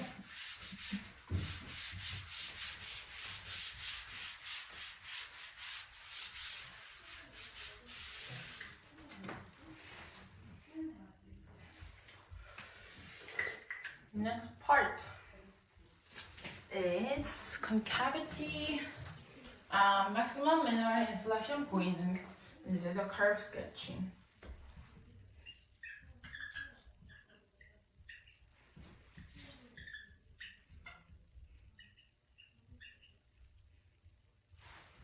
Maximum minimum and inflection point.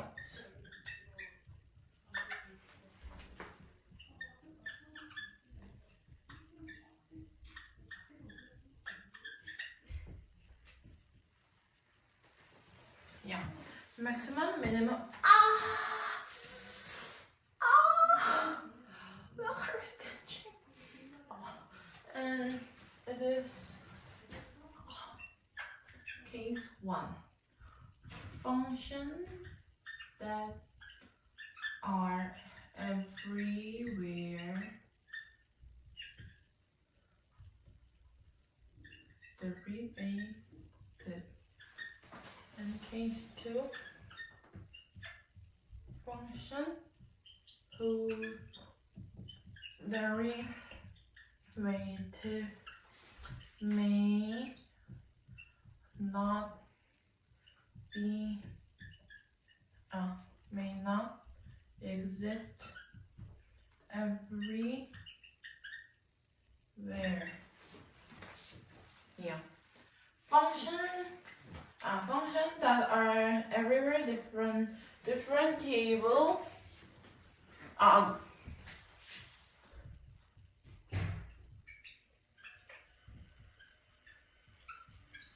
may not exist everywhere.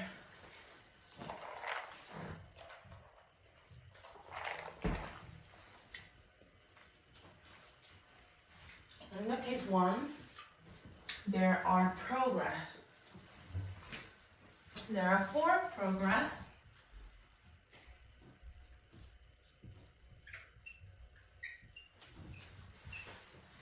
The first is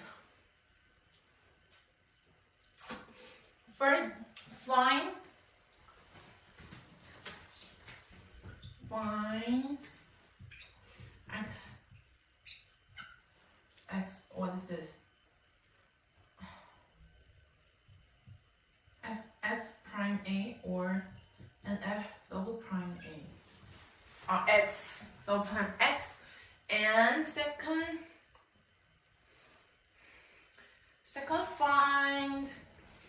find all critical points of Y, and each find all critical points, especially like horizontal asymptote or horizontal asymptote, or like each of these and all the critical points is like horizontal, all the tangent line and find the critical point, and in the critical points there are some tangent lines, and tangent lines are horizontal. Yeah. Horizontal. Third, in the part 3, we have to draw graphs, and if it goes 0, investigate the sign of A, X increases the Y. So like there are some graphs in this part, and we have to draw 3 graphs. Yeah.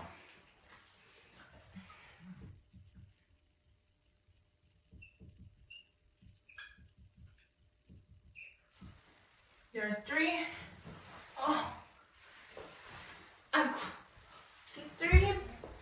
graphs. First is bigger than 0, and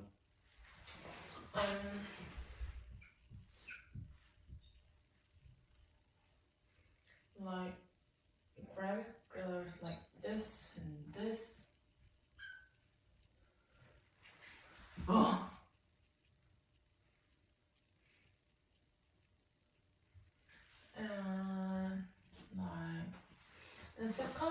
second one is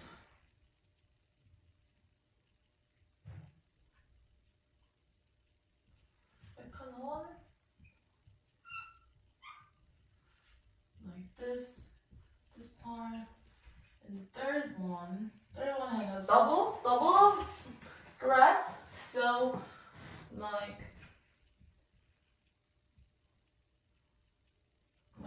this or this.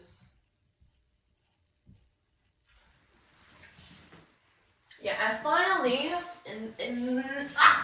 in the fourth, find all x's for which it may 0. Like, yeah. Find all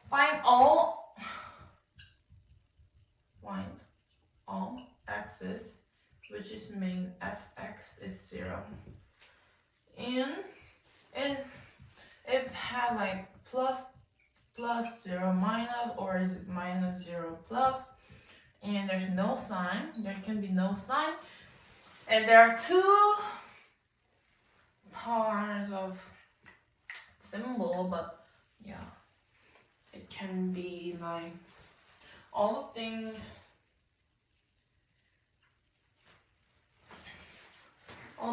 can be, that is fine.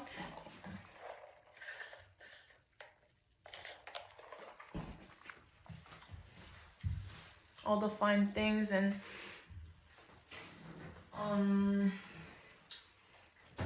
yeah, in the case 2,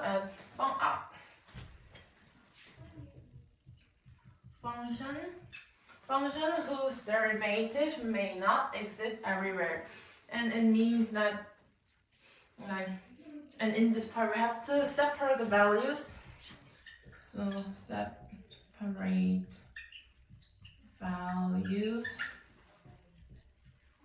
like a maximum or minimum, or an inflection point.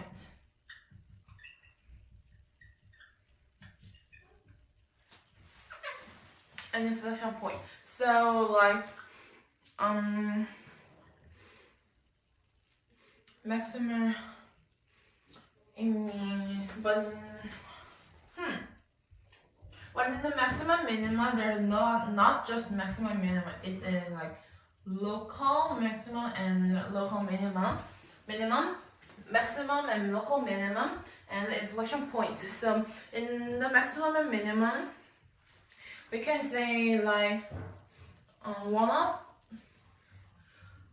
transition between interval. It means like it goes rise and sink,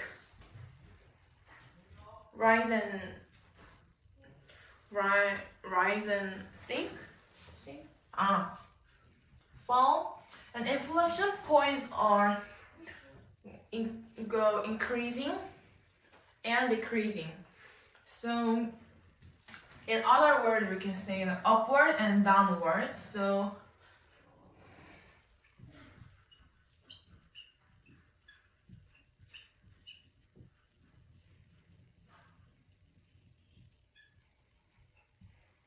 yeah, upward and downward. So like in the conclusion, in the case 1, functions that are everywhere different table, and there is a progress to find it. First find y prime and y double prime. Second, find all critical points. In this part, in the critical points has tangent line, and tangent lines are horizontal. And third, number 3, y prime equals 0 and y double prime c of c is 0. Then we can draw a graph like three kinds of graph that we can draw. There's three kind of graph that you can draw. Like first one is this, like maximum. Second one is like minimum, like this. And third one is a double third. There's like up, up, then decreasing or increasing graph, like this. You can see, and you can see, and find all, and number 4 is find all x's and f double prime x equals 0. All the x's, find all the x's, it makes it like this. And there's 2 kinds of result. First one is it has a sign like plus 0 minus or minus 0 plus. And other one is like no sign. This, and if, yeah. In the case 2, function whose derivative may not exist everywhere. We have to separate the values of this, and there's a local minimum, maximum and minimum, and the other side is inflection points. And local maximum and minimum, it can be rise and fall, and in the inflection point, it can upward and downward, or increasing and decreasing. So, yeah, that's all.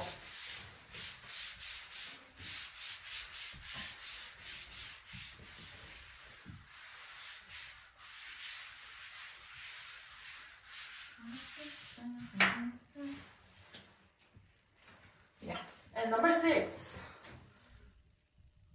global maximum or minimum, not end.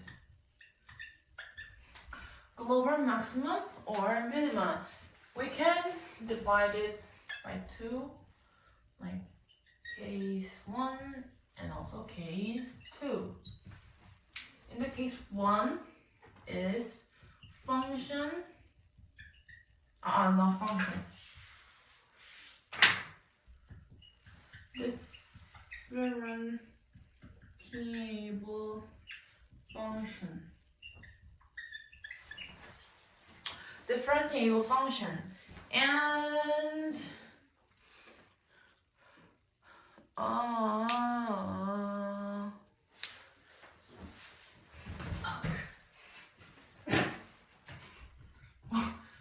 sorry, function that are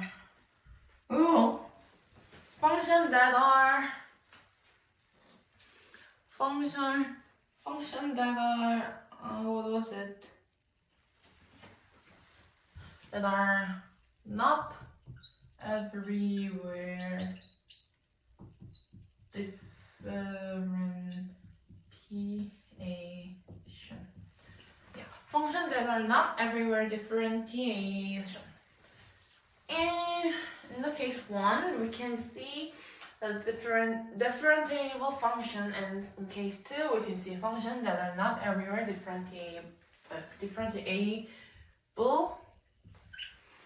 And in case 1, there is a closal curval interval test. Yeah. And it has a critical point on the interval. It has a critical point on the interval a comma b, and it means like it has a critical point.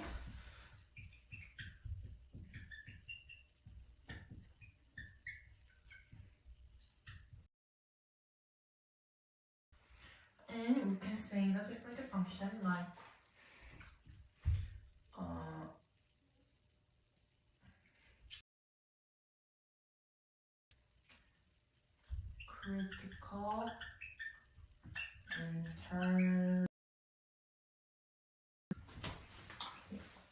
critical point at a comma b, and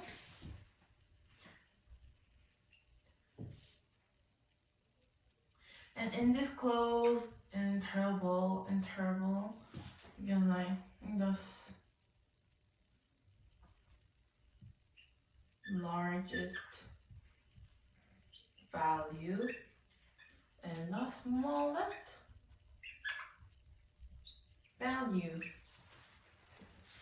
Largest value is local maximum, but the smallest value are local minimum. Yeah.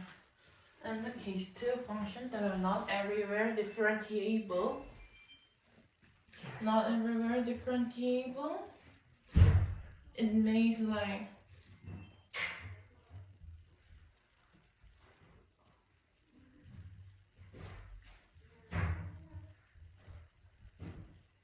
f doesn't exist, right? In this case. And yeah. So memorize. So sorry at all. Like case 1 is differentiable function, and we can call it like critical interval test. Yeah, and this is the way of the find the critical point at A and B in the closed interval. And if we find the critical point, and if it is the largest value, it is the local maximum. But if they are smallest value, it means local minimum. The local minimum, all the things like that, and enable, but f which doesn't exist in this part all the time. Yeah.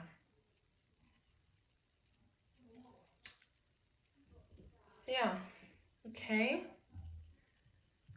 Then we can make the next steps further aids of sketching.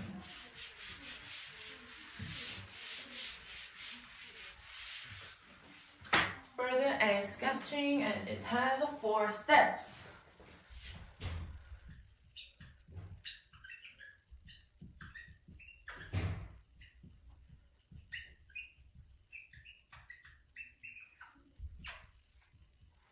Four things, not a step. First, intercepts. Second, symmetry. Number 3 is asymptote. And number 4 is number 4 is point of discontinuity. Yeah. To find the y-intercept, we put 0 on the x, and like an opposite sign. To find the x-intercept, we have to put 0 on the y, at the y value. Yeah, so like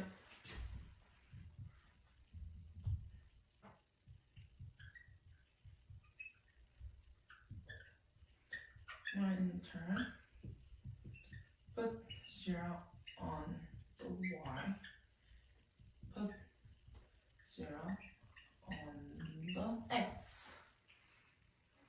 Yeah, and symmetry, there are 3 symmetry.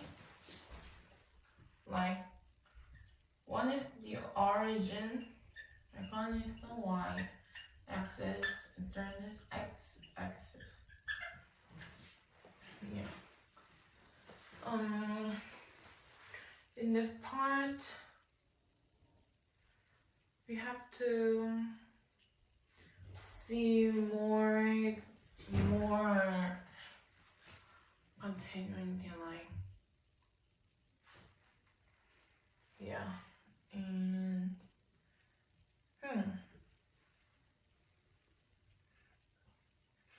and in the if we want to symmetric about the origin, we put all the y, all the minus on the y-intercept and x-intercept. So like fx is become the minus f of minus x. And we find the y-axis, it means like fx is become f minus x, and fx is become like minus fx. Yeah, and the number 3, the asymptote is like yeah. Before we move the asymptote, we have to check one more things in the symmetry.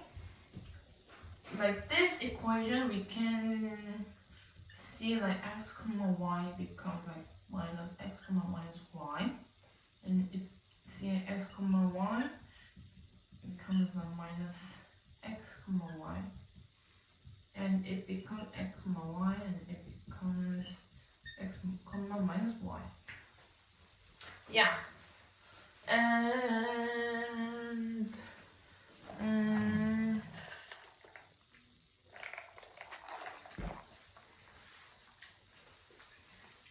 in the asymptote,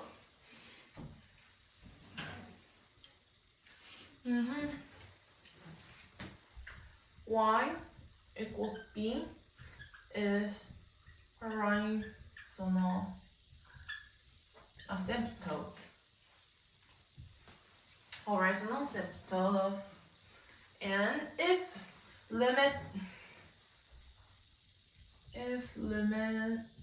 x to internal infinite of x equals b plus minus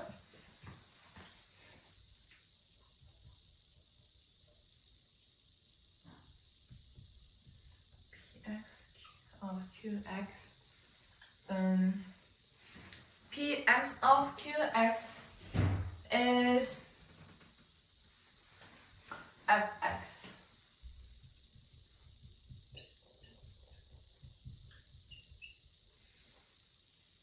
Yeah. And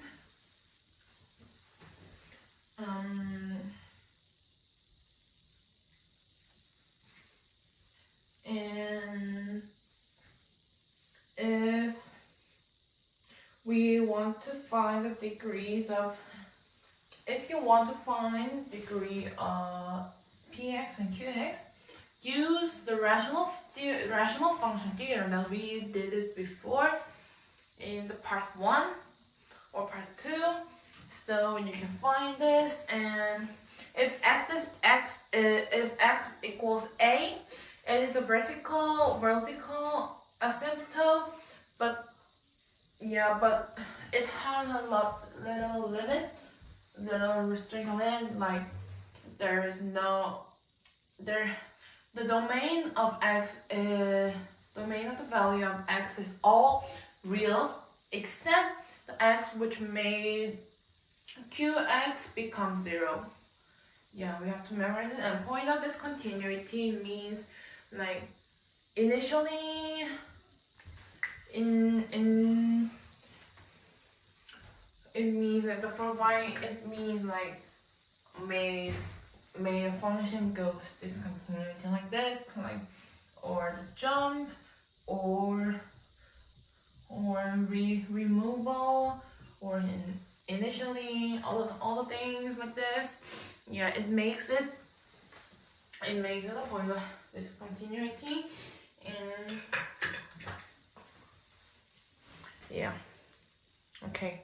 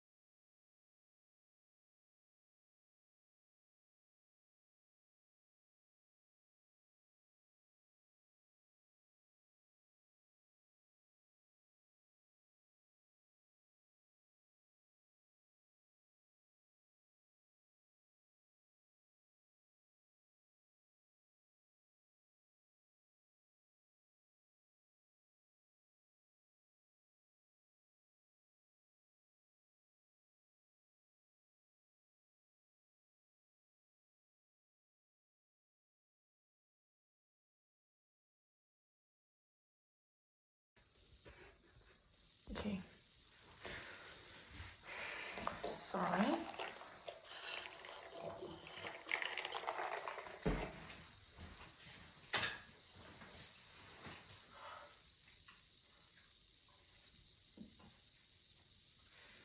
So,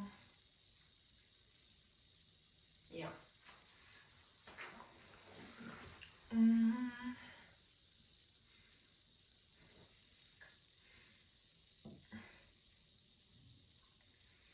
Yeah, like this. Further, I sketch finish, and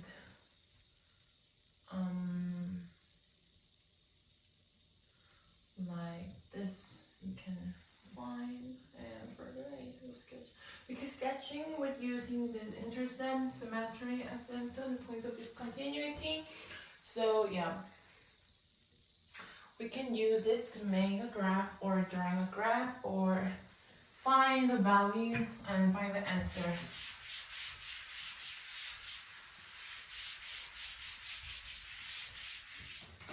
Number 8, optimization.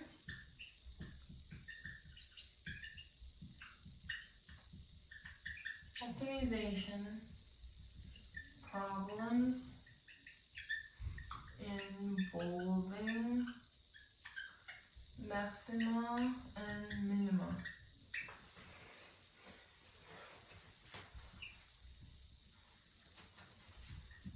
If y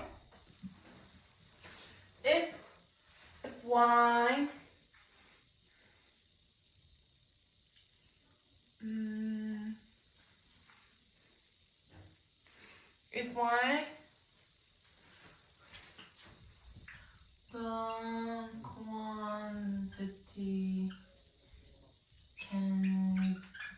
y the quantity can be maximized or minimized. And in this part, if y, what was it? If y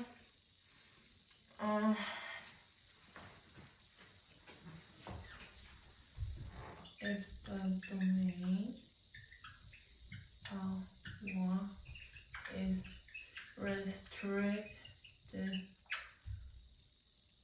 by closed interval. There's 2 cases in this part, and let's try to know about this.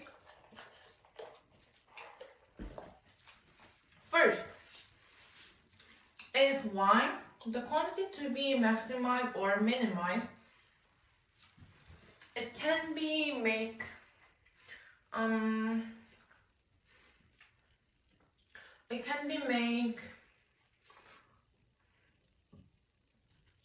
expressed exactly like this, and that produce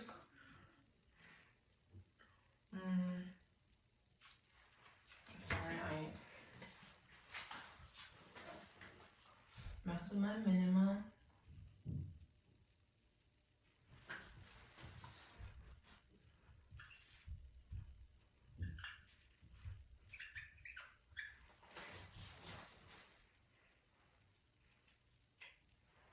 Sorry, I have just pass this part because I can't remember.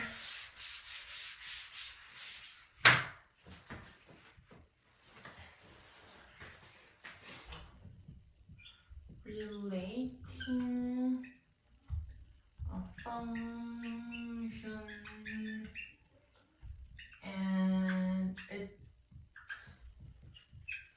derivative graphically. I think we have to change the marker because it didn't work as well. There's only black marker, but I hate it. I don't want to use that. Sorry.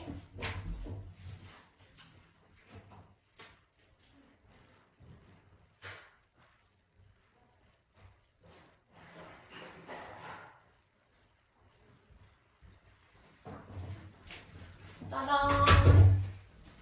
You Marco.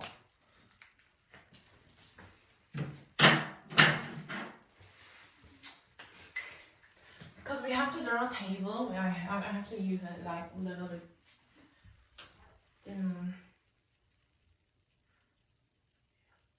Okay.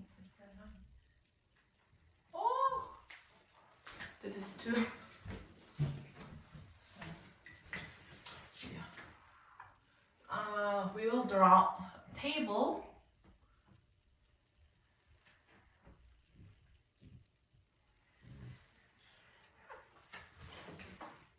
Maybe like this and this. Yeah. It will be F prime, F O prime on first part, first on interval. In fx, it's going increasing, decreasing, and f is bigger than 0, smaller than 0. Yeah. And the next one is like this. And at C part, local maxima.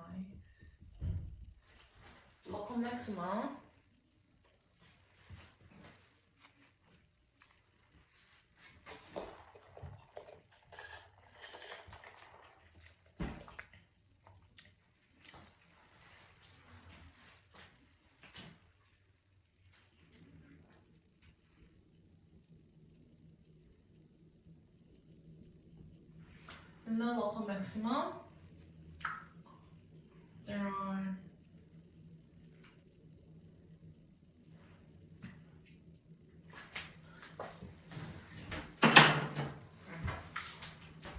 S is small c, x is like c.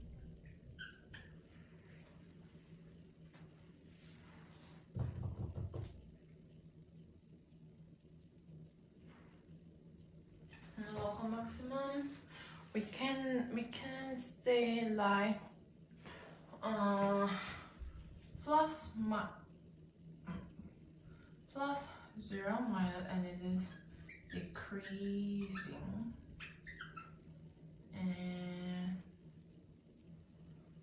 also it's bigger than 0. No, smaller than 0. And local minimum minus 0 plus, and it is increasing, and fc is bigger than 0, and lower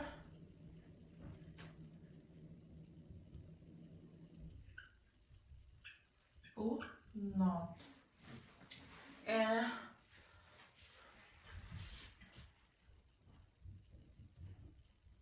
if there's no local minimum or local maximum, it means like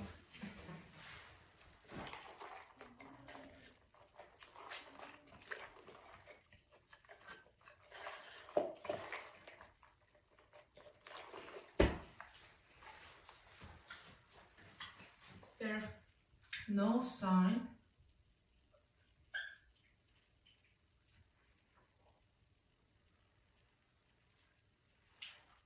and also at C.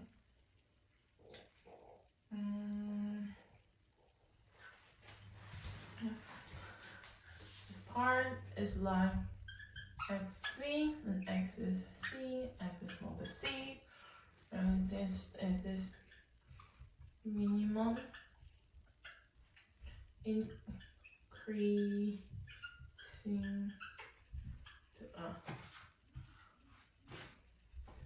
decreasing to increasing minus 0 minus 0 plus and and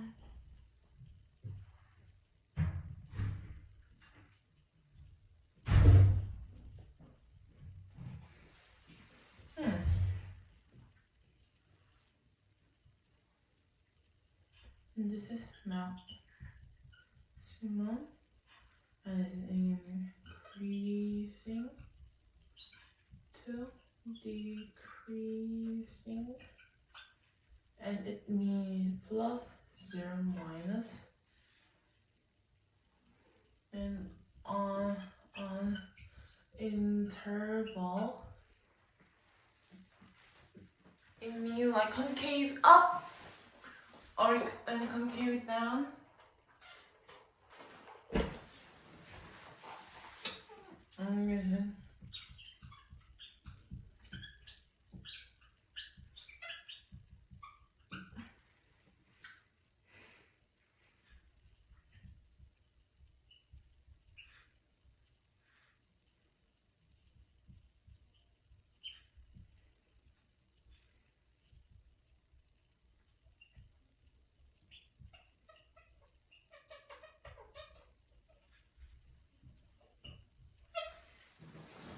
Yeah, so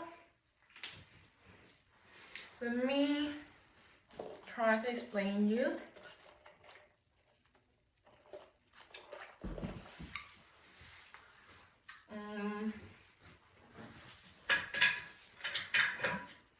The first line on the interval it is f is increasing or decreasing, and when this f is increasing, that f prime is smaller than 0, but if f is decreasing, then f prime is smaller than 0.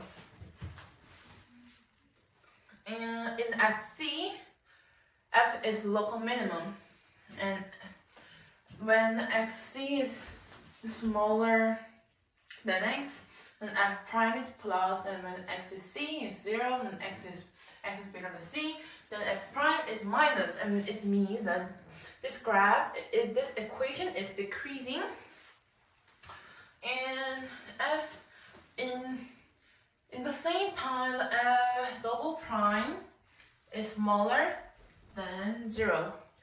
And if f is local minimum, then then f prime is minus, is smaller than c, is minus, same as c is 0, bigger than c is plus, and it means increasing. And at the same time also, this graph, this equation is bigger than 0. And if f is both non-local, maximum or minimum, then f prime has no sign. Yeah. Then in the other hand, in FC, f is always point of inflection, and f prime is minimum. When it means that it moves decreasing, and moves from decreasing to increasing. And when at the same time f double prime is minus 0 minus, as you can see it, and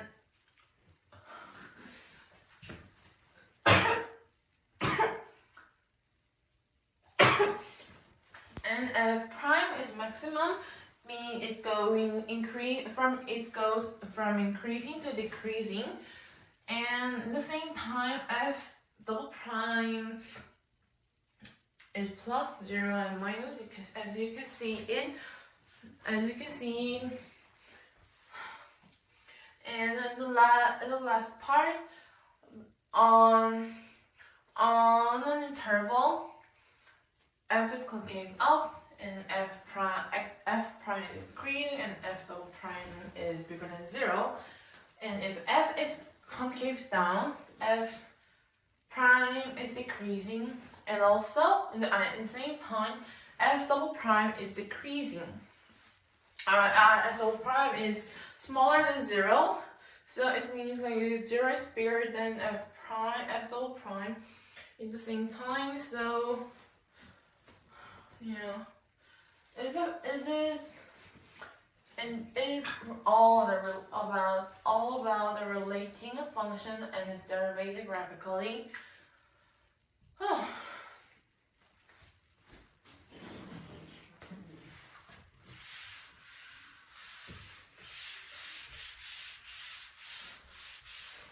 want to change my color,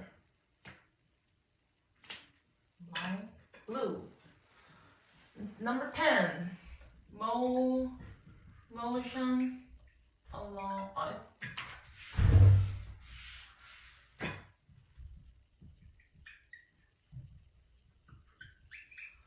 in the motion along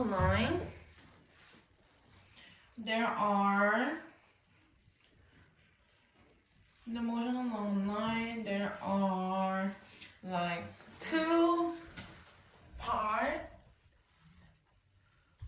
First one is velocity and acceleration and the time. Second is line of motion.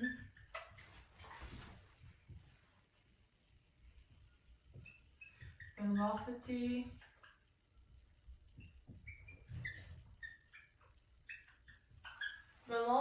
and accelerate, and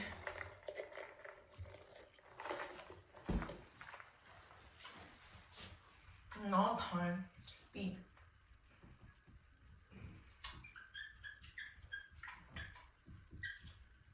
Velocity, speed, accelerator is A, et.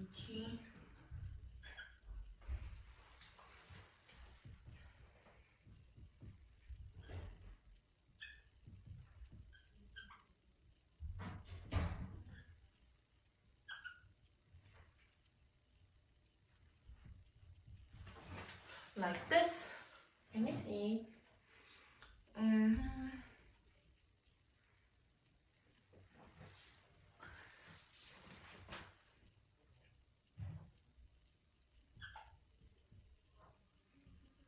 Speed is absolute of velocity, and the line of the motions mean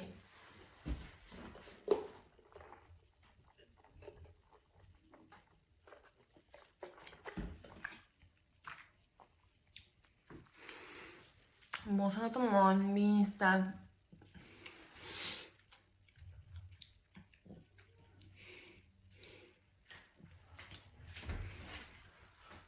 line.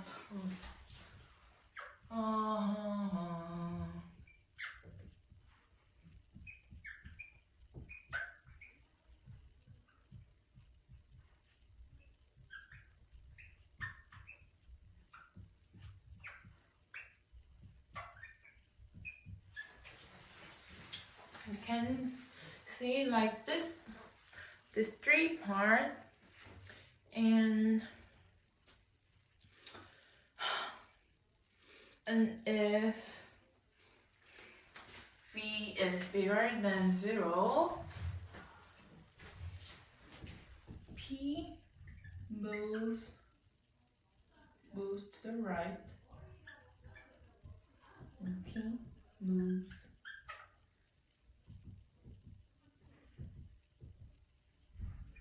left, means x increasing.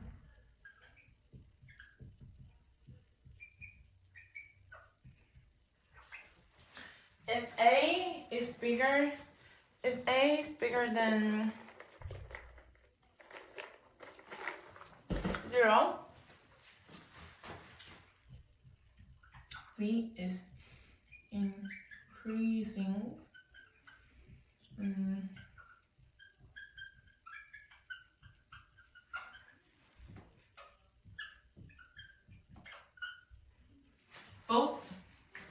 Both of them are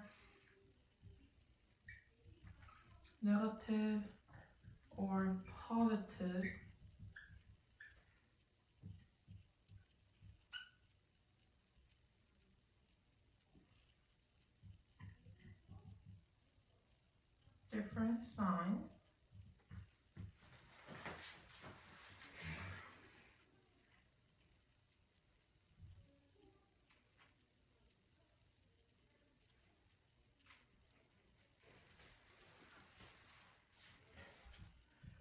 Speed increasing and P is accelerate, and there is a different sign. The velocity is increasing and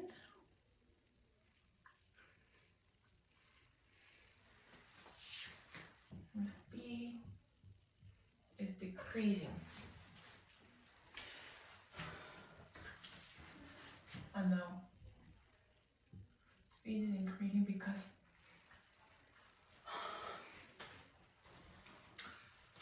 let me explain you about this. And accelerate means 가속도, velocity is 속도, speed is 속력.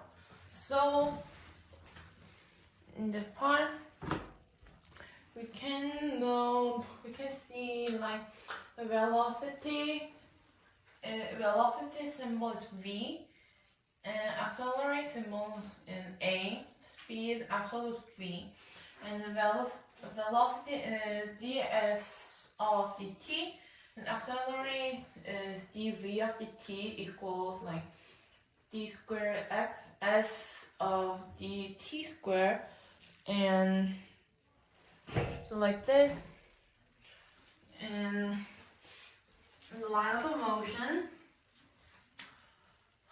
first one is about the velocity. If velocity is bigger than 0, p moves to the right, and it means the speed is increasing. But if a velocity is lower than 0, p moves to the left, and it means like speed will be decreasing. And number 2, accelerate. If accelerate is bigger than 0, velocity is increasing. But if accelerate smaller than 0, velocity is decreasing. And number 3, velocity and accelerate both are negative or positive. Speed going up, and p is accelerate. And if v and a are different have different signs, the speed going up, and it will be decelerate about the p. So in all of motion along line,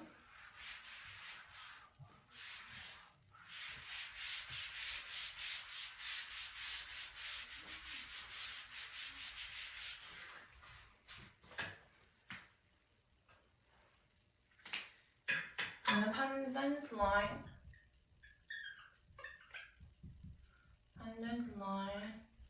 approximation. In the tangent line approximation, we can divide it by 2. First is linear line approximation. The second one is tangent line approximation. Yeah, approximation in the line.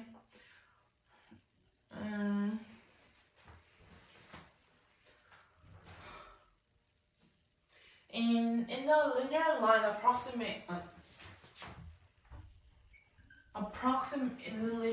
approximation, we can see like we can know that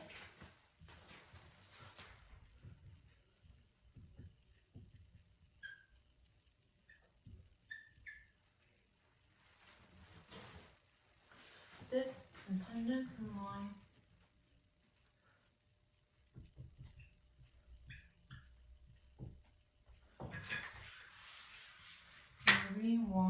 minus FA equals FA B minus C. Yeah. And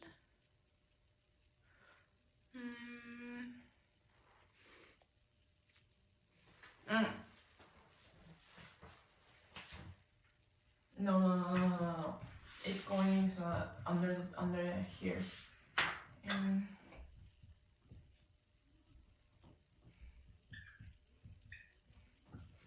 And the tangent, it makes the tangent line approximation is goes to like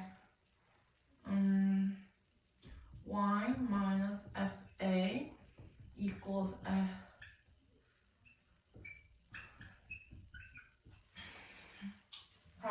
prime x minus c, and it goes like f minus c and f and it going to a2 x minus a, and in the tangent line approximation is like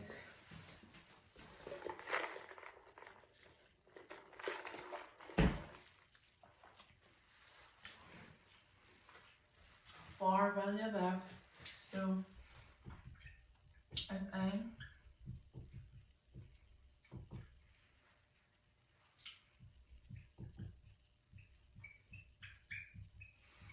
if you are far from a and close to x, it means it goes like wide range.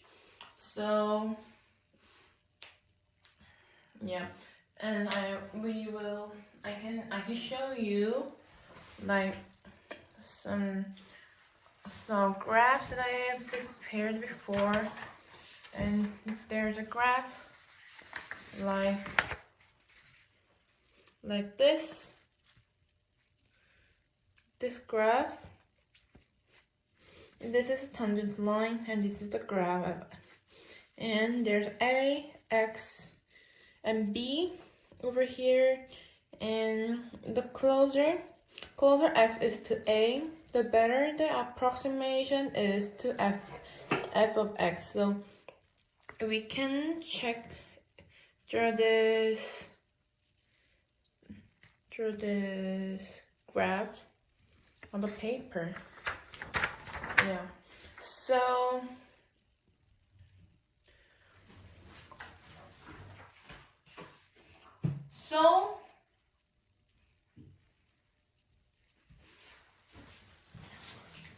tangent line approximation is finished in here.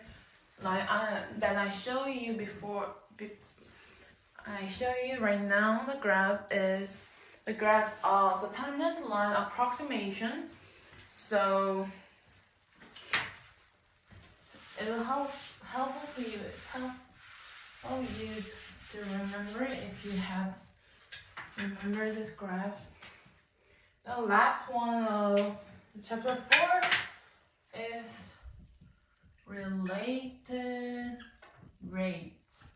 It's very short part, so it'll be finished like in a second maybe, and we can obtain our relations involving the times rate of a change in this related rates. So we can find applications. You would use like related rates. So yeah, this is a finish of related rates. So chapter 4 is also finished.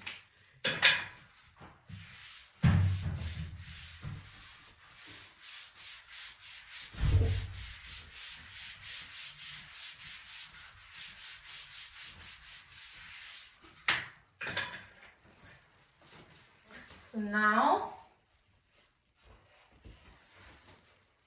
we are going to talk about chapter 4. identify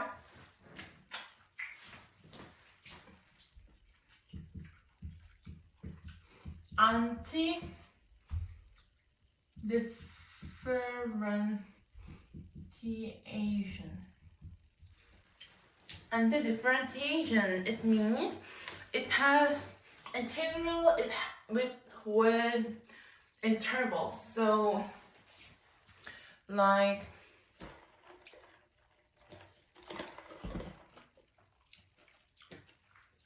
yeah. So one is antiderivative. Number two, basic formula. Number three, application of antiderivative.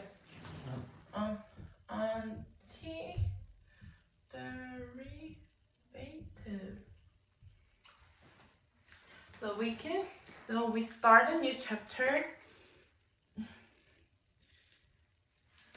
and it means and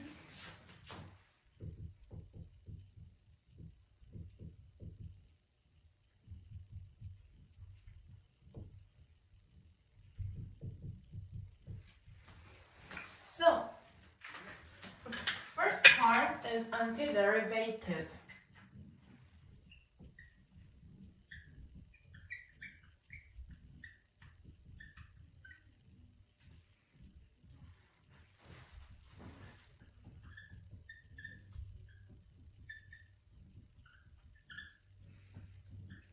Indefinite integral.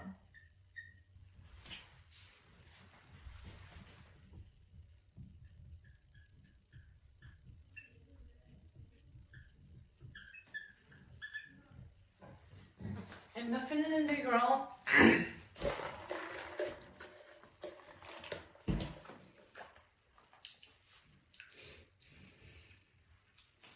you can find the function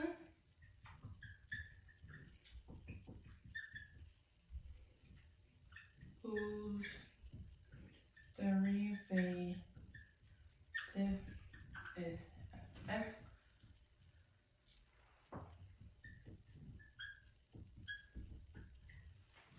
fx plus c, and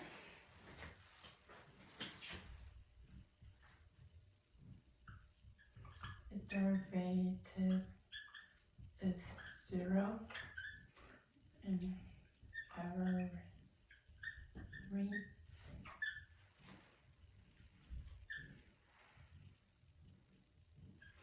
and there's evaluated a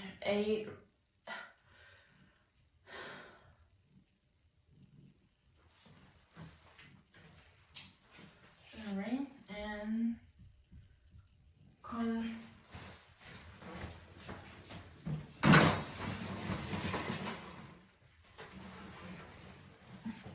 continuous of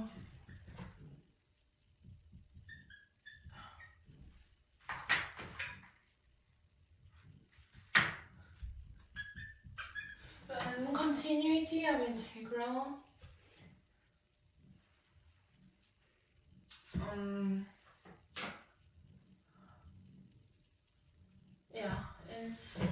in the indefinite integral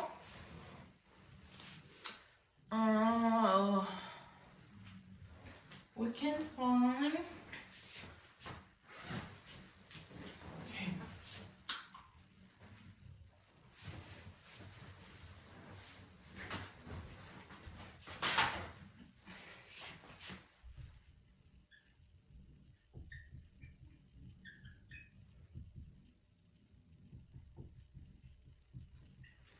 yeah.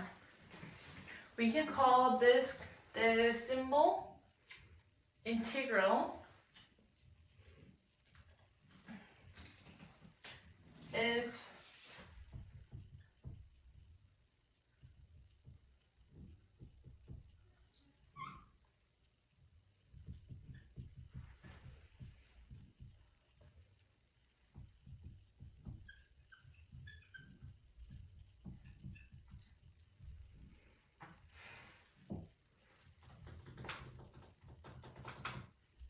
df dt equals dg dt fx minus gx is c.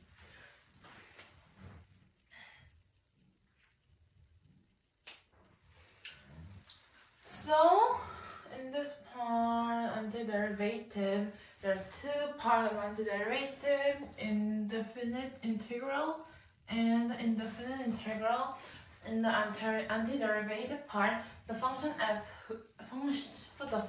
fx, whose derivative is fx, call fx plus c, and we can find the derivative is 0 and there's an average rate, and the continuous integral is continuous function, and indefinite integral is interval fx dx equals fx plus c if the f of dt is fx. It is the same word, just a different expression. And on the integral,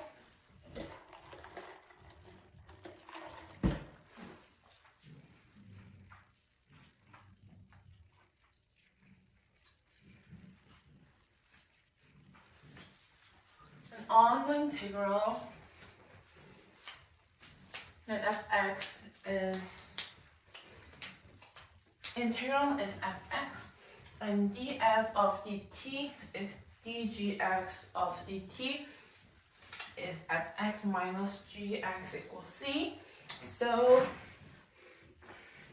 like this, we can see the antiderivative part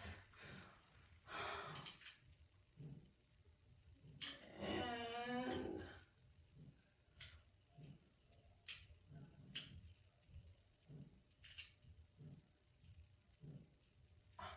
a lot of part on this.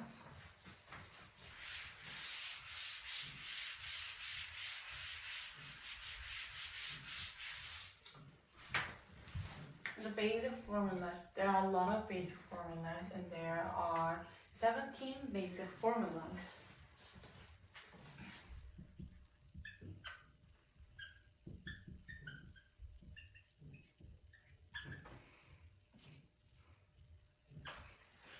There are 17 basic formulas in this part. We can find it on the things like number 1.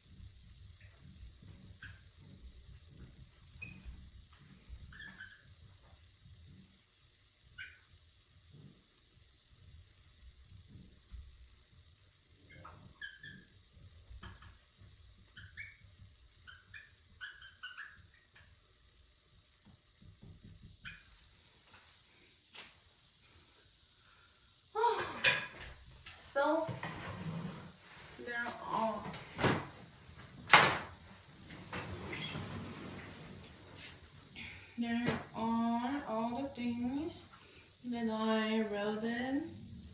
The basic formula of antiderivative, differentiations, and so let's talk about the first. Integral k f s dx is k integral f x dx is equal, and integral fx plus gx dx is integral fx dx plus integral gx dx. Number 3, integral u n du equals u n plus 1 squared of n plus 1 du. And number 4 is integral du of u is ln absolute u plus c. Number 5 is integral cos u du is sine u plus c. Integral sine u du equals minus cos u plus c. Number 7, sigma interval u du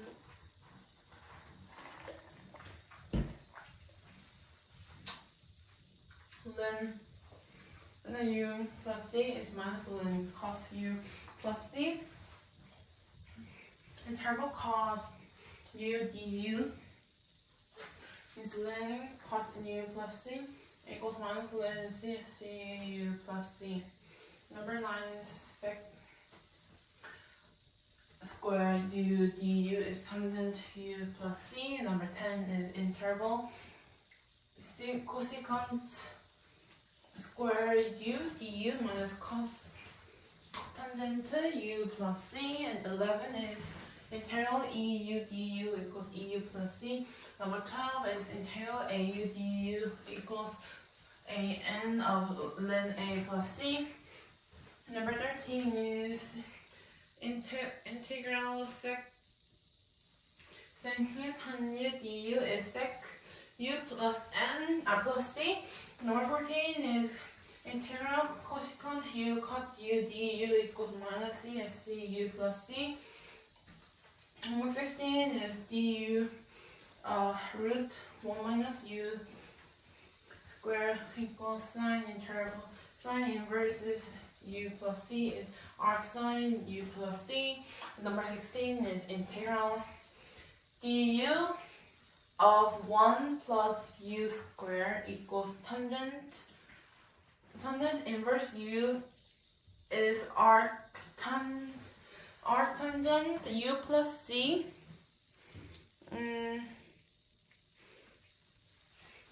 And number 17 is du of u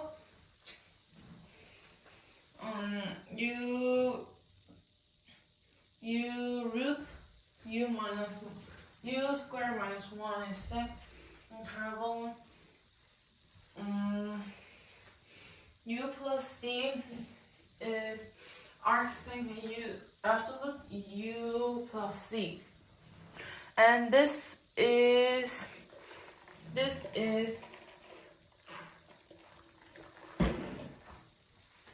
the basic formulas of antiderivative. 17, you should memorize it.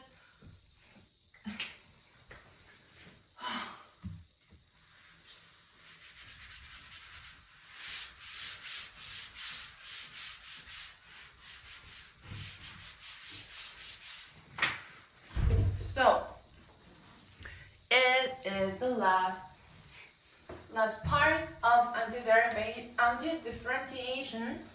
In part 3 is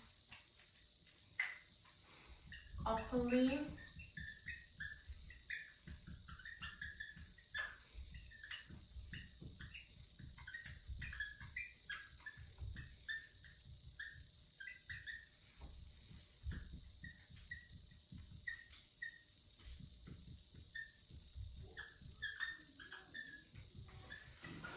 application of antidifferentiation.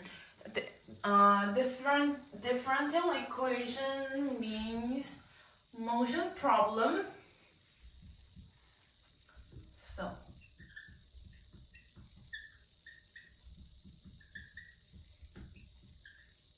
a differential equation.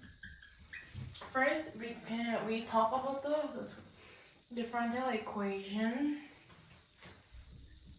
an interval value, and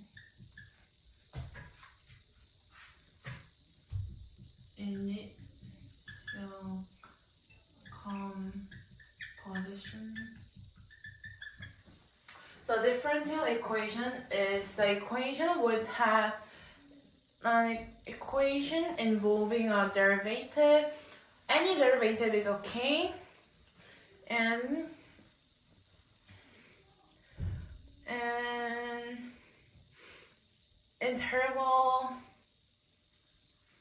interval value is the problem of finding the functions, and initial composition or condition is the given condition. So like degree or axis or value domain range, all things is given conditions. So this part is kind of like the definitions for the terms of that we have to use or we have used here in this part or the other part. So we have to memorize it all, like especially differential equation is all differential equation became a lot, so we have to memorize all of these. Yeah, so according to the chapter 3, chapter 5 we'll finish.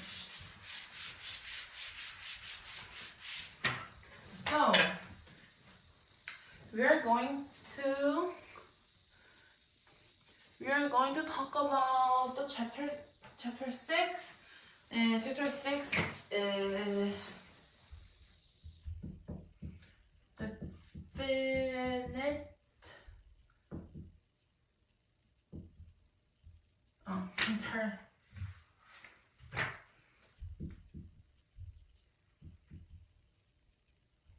definite intervals. So no, not interval, integrals.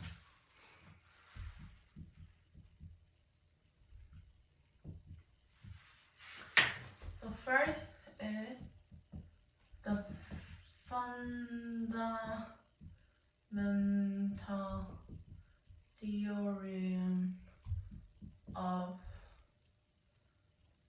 calculus. And number 2 is properties of definite integrals.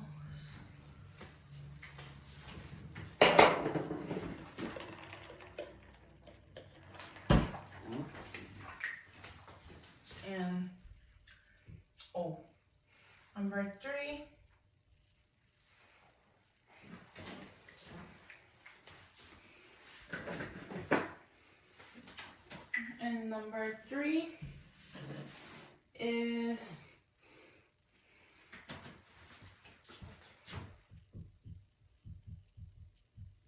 definition of definite integral as the area. And number 4 is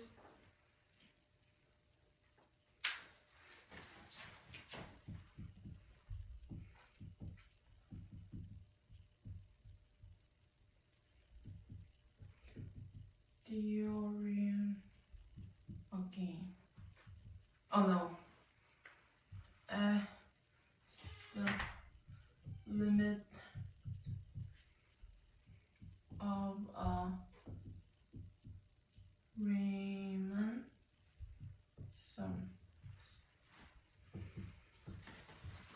And number 5 is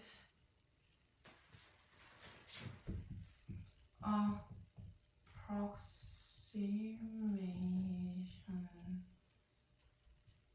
of the definite integral.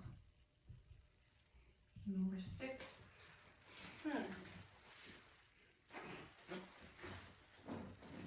Number 6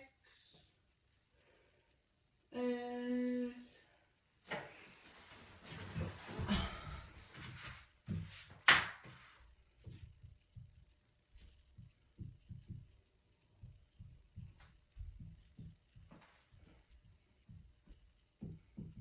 interpreting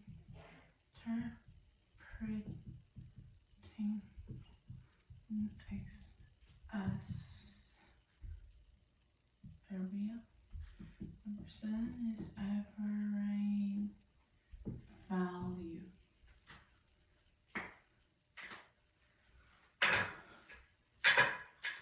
So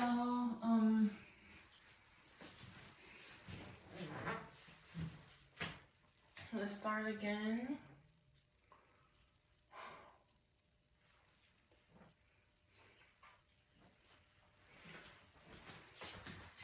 Let's start again of the fundamental theorem. Fundamental theorem of calculus, and we can see like this part as quick as possible. We can do it, and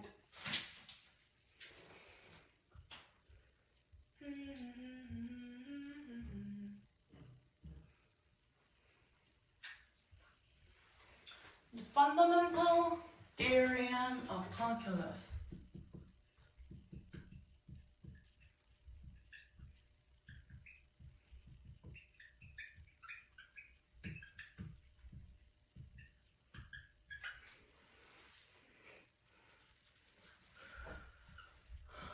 Evaluating.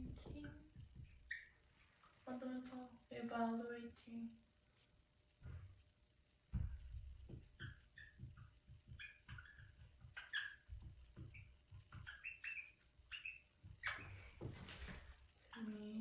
Like B A F X dx is F B minus F A, like this.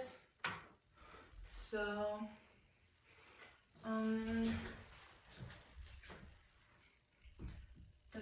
definite integral is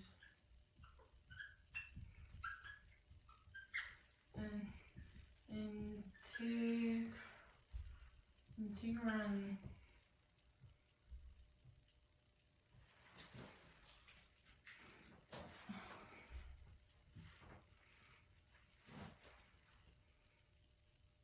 a limit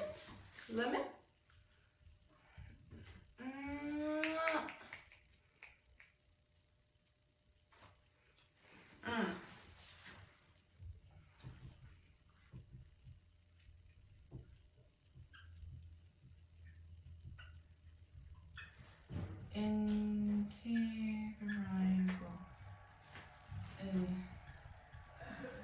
A to the fundamental theorem of calculus, or evaluating definite integrals, is interval b a to b f x dx equals f of b minus f of a. So there are 3 parts in this place, and number 1 is definite integral. The definite integral is this interval a to b fx and fx dx, and integrand is fx. The lower and greater of integrable is a and o, not 2, a and b. So like this, we expression like closed interval a and b, it means like A, X, B. So we wrote the B. B is upper, A is B. We wrote B on above and A below. So like this.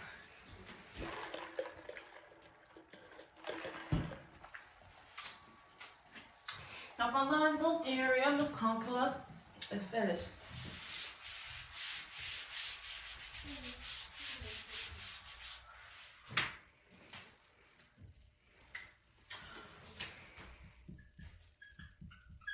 Properties of the finite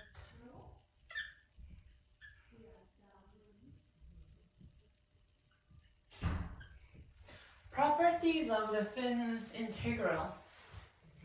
There are seven parts in this there are seven steps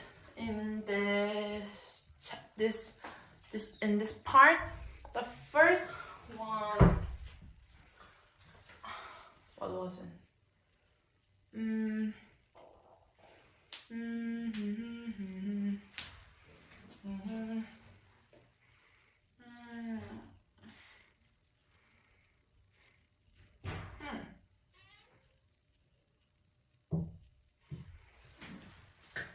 First,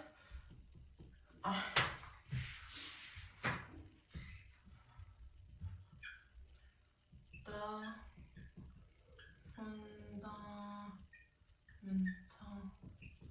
theorem of calculus is integral x to a ft dt is fx. Number 2.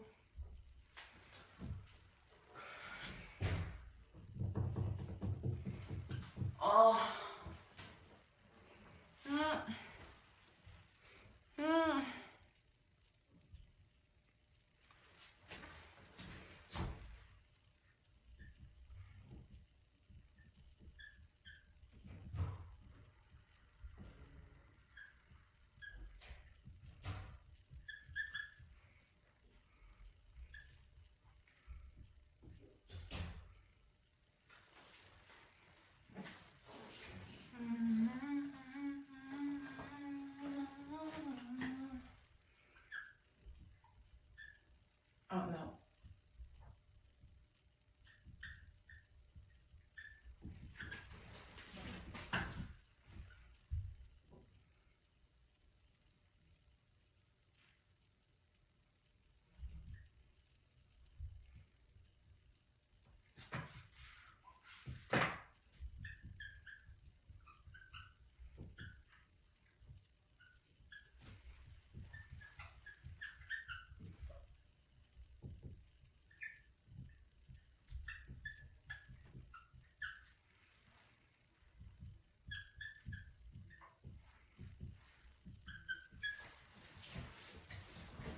If fx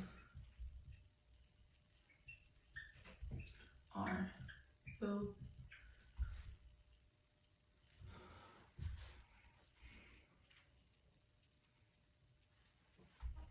differential equation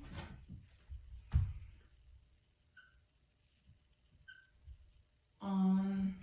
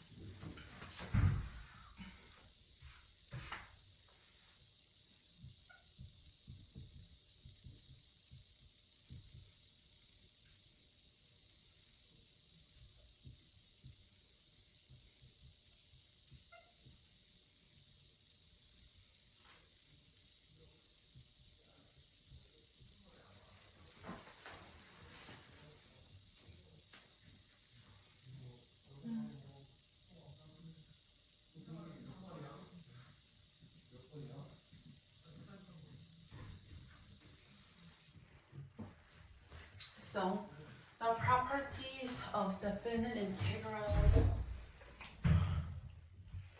is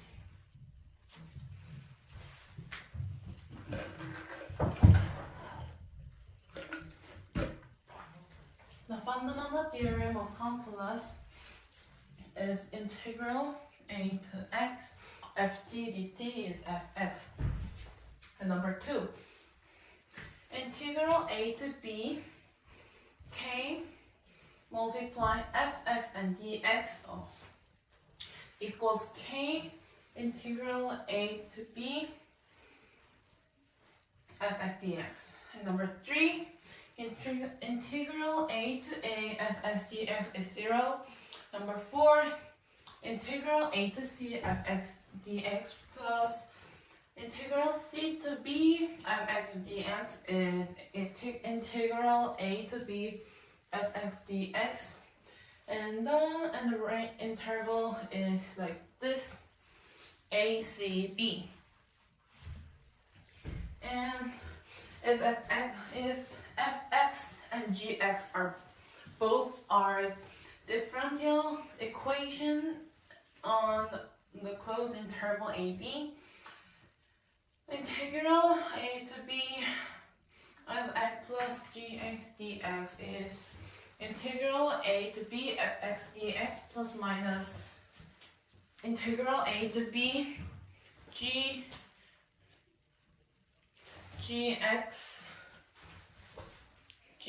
and dx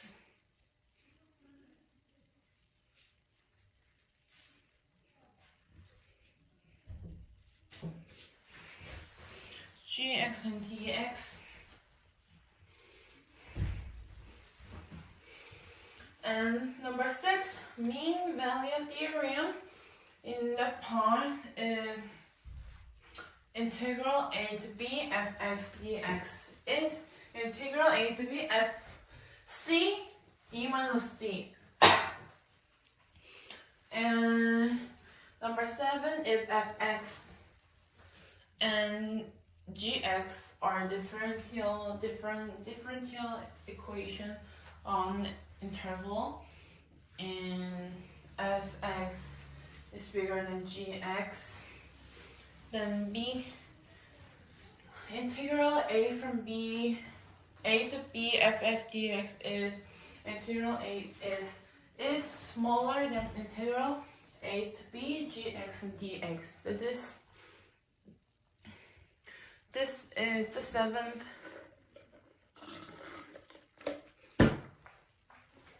number 7.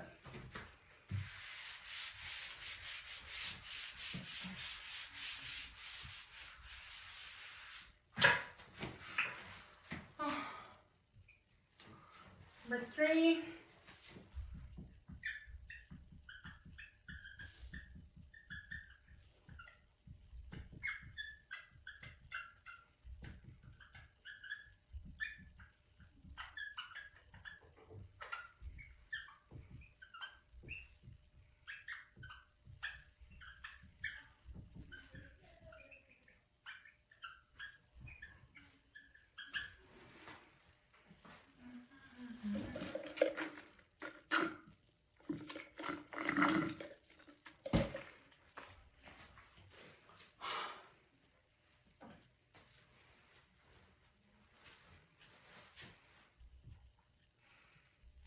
Riemann sum.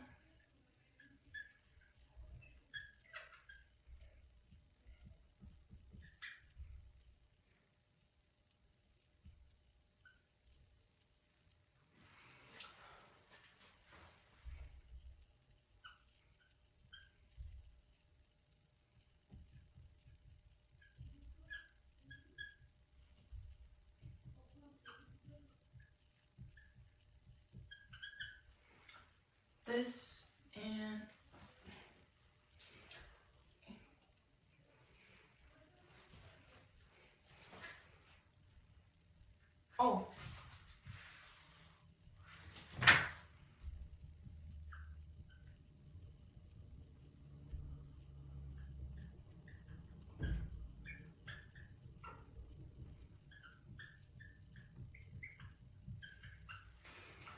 So Riemann sum is limit n to n sigma k equals 1 f x k. Triangle x k is interval a to b f x and dx. And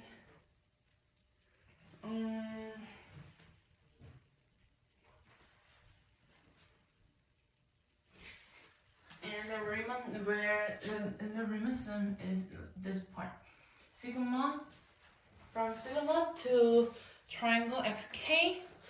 So, in this part, base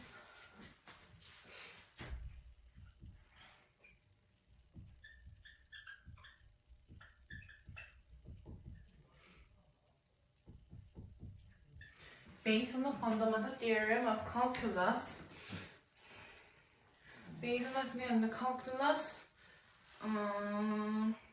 provides the tool for evaluating an infinite sum and by means of a definite integral, and assuming equals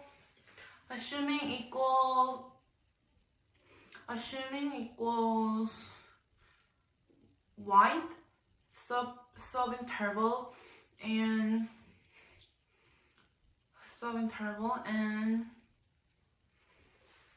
here this part is if we choose the equal same subinterval. If we choose the same subinterval,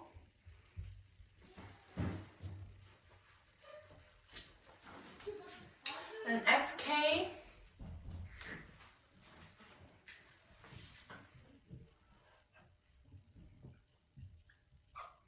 is the value of all xk and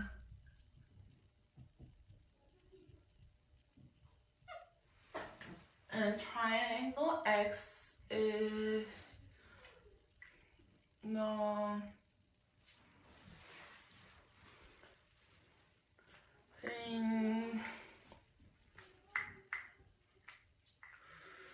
for each value. What was it?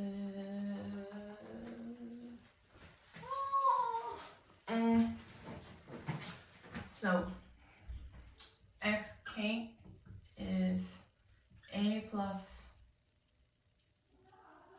n x k. This so sigma n k 1 f a plus h x k is interval integral a from a to b of x and dx. And this is the definition of derivative integral as the limit of a Riemann sums. Okay.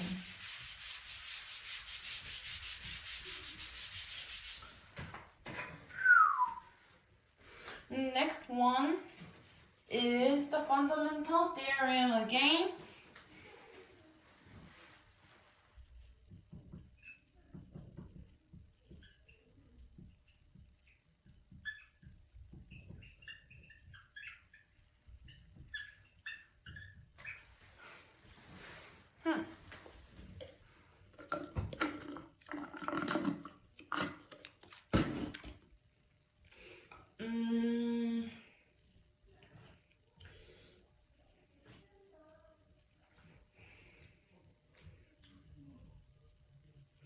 Okay, so if fx is non-negative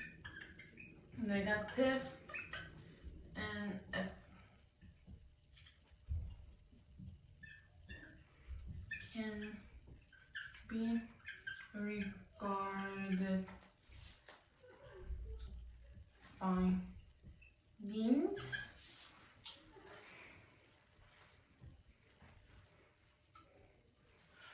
Then we can find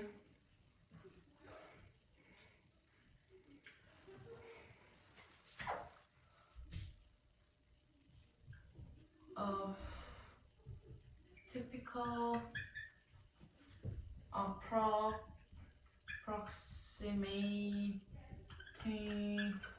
rectangle. So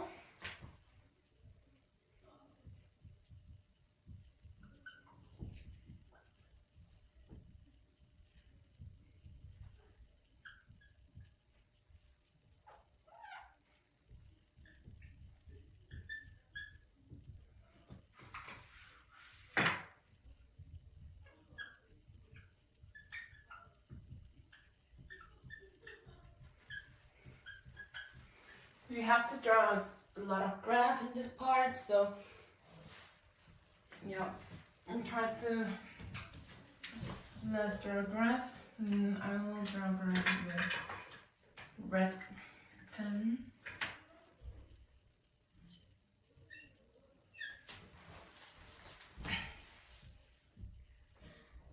A.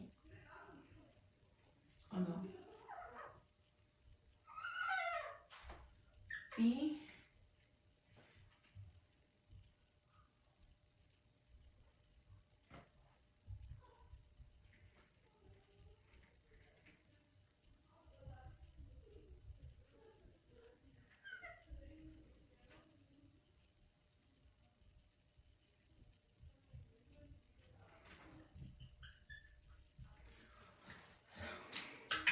Draw a graph like this,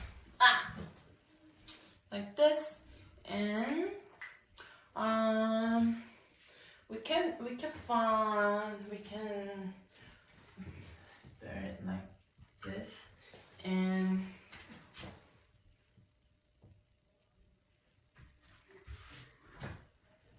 fx is negative. It can be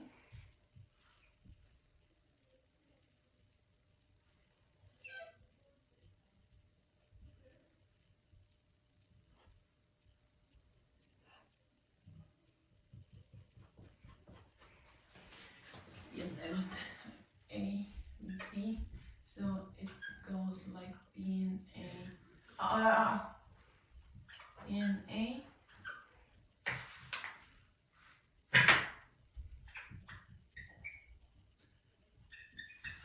And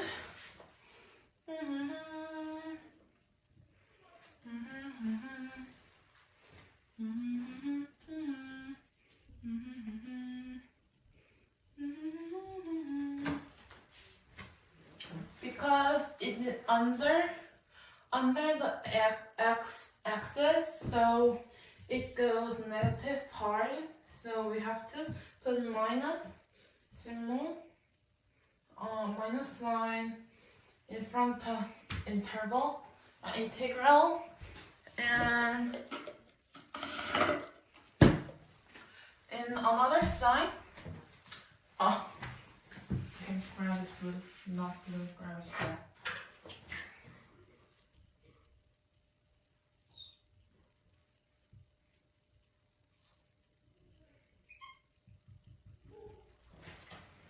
And the other side,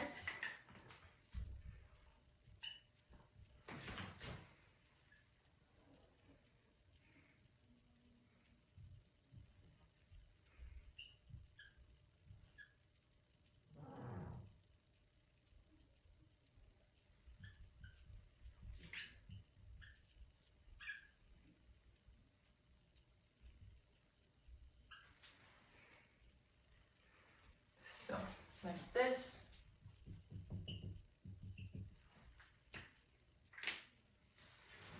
It means like the total area is sigma CA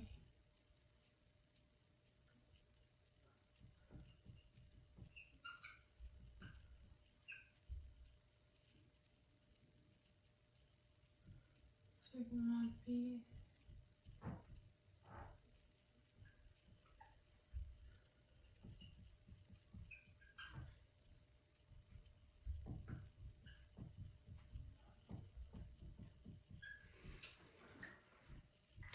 Yeah. So,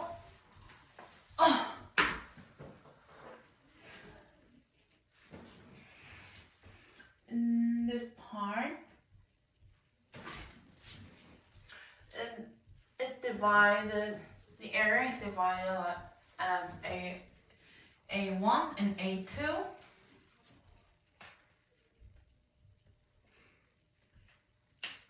And the total area in the equation of this graph is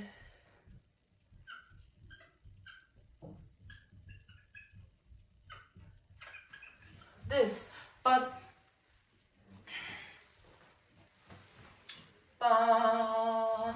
there are negative side, so we have to change this graph like this. So total area of this graph is integral a to c fx dx minus integral c to b fx dx is using it resulted by a1 minus a2. So yeah,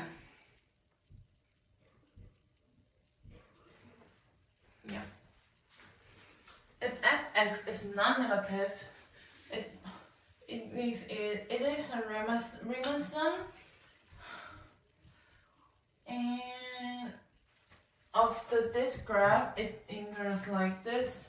Then this part and this part is very kind of different, and this is the part only fx is negative, but there is also negative and positive sides, so we have to make a difference. We have to minus a2 from a1. Okay, so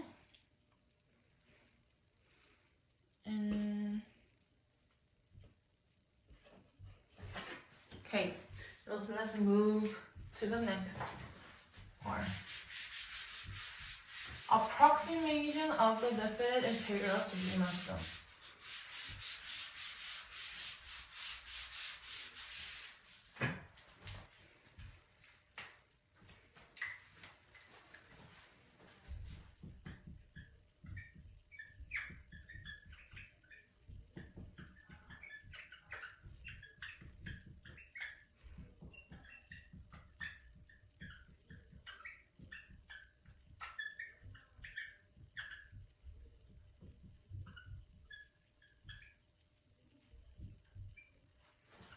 Okay.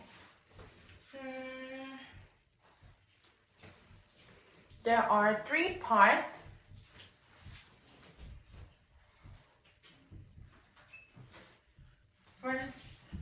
First is using rectangle and using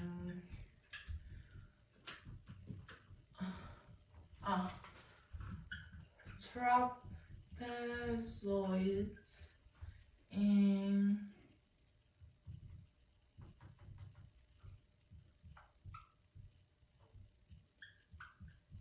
and using concavity. First, we will see using rectangles.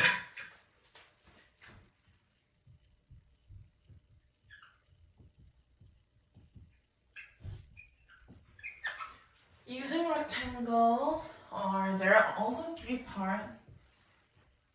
Then left, right, midpoint.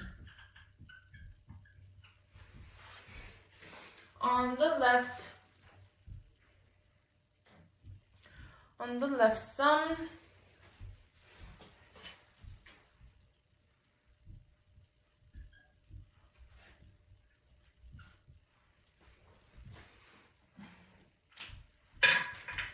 goes like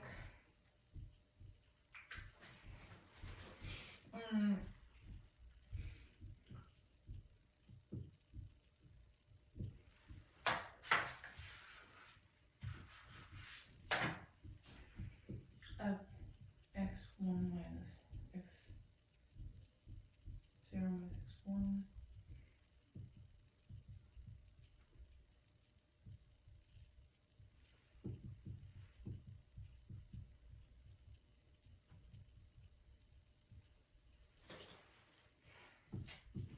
using the value of x as an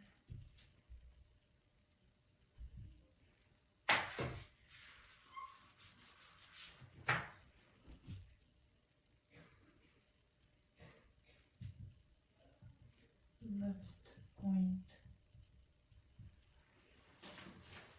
on the left. The Riemann sum is f x1 x1 f x2 x2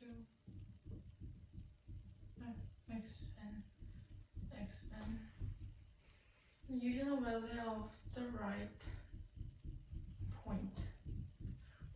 end point.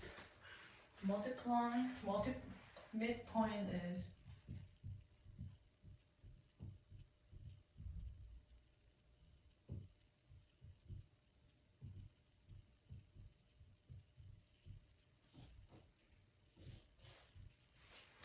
this.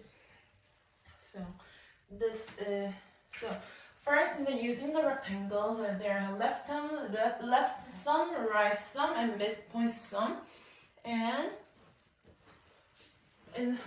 let's see left sum. F x0 plus x1 plus x1 plus x2 x minus 1 plus xn is using the value of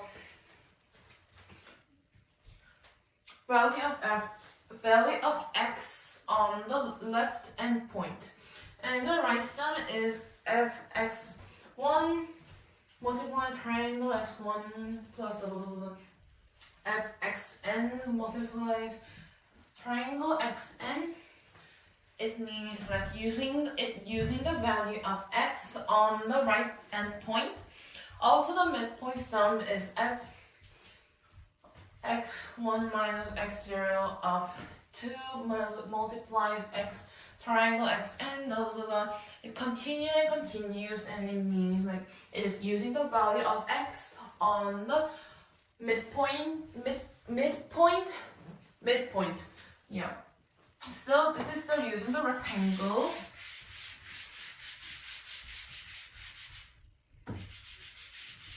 And the second one is using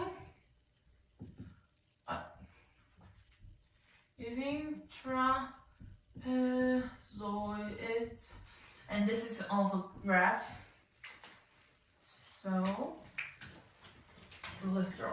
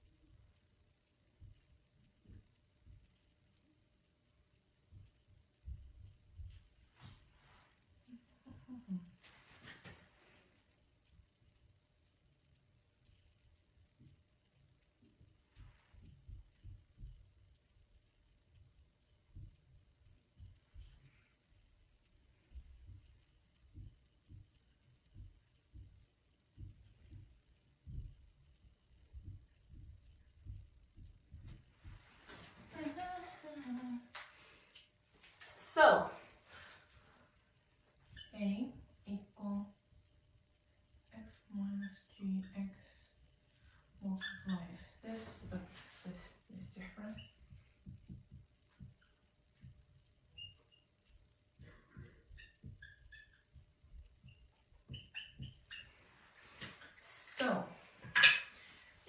part, using the trapezoid, we can see this graph, the red graph, and we,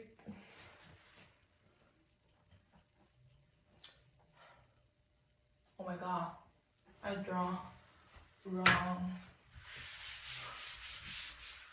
graph, and the correct graph is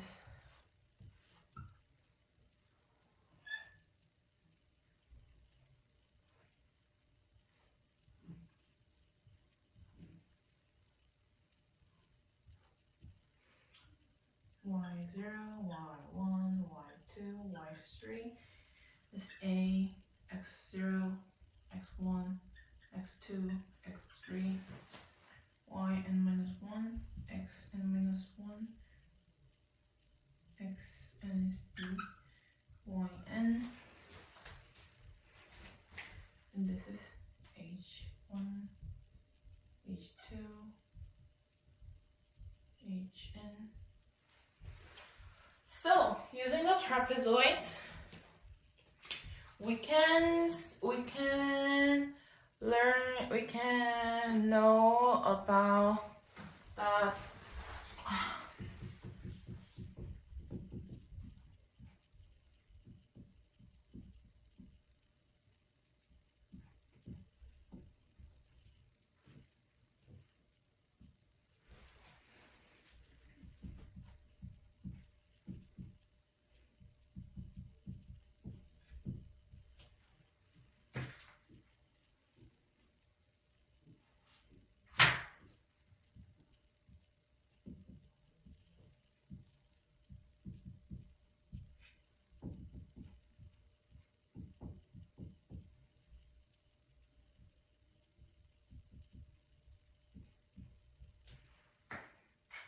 Like this.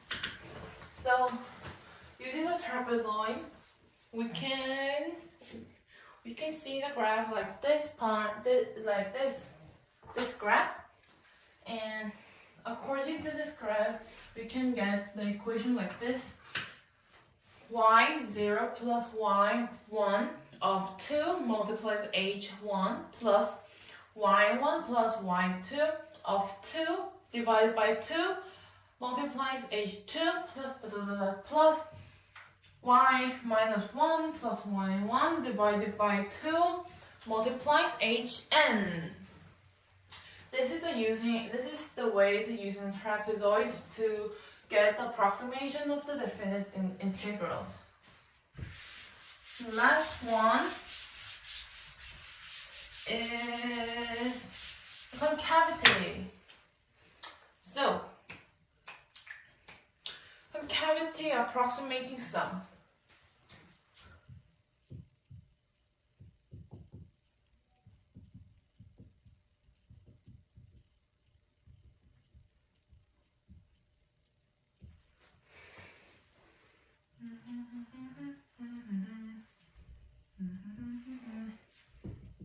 Increasing and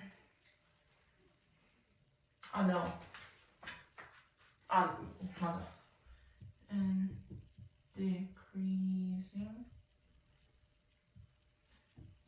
concavity and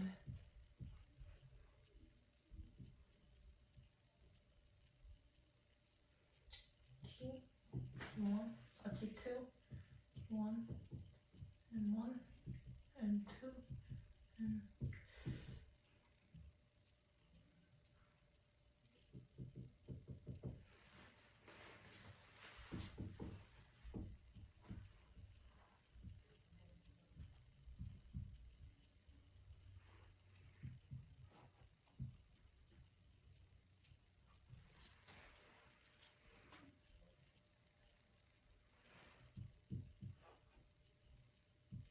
increasing and decreasing.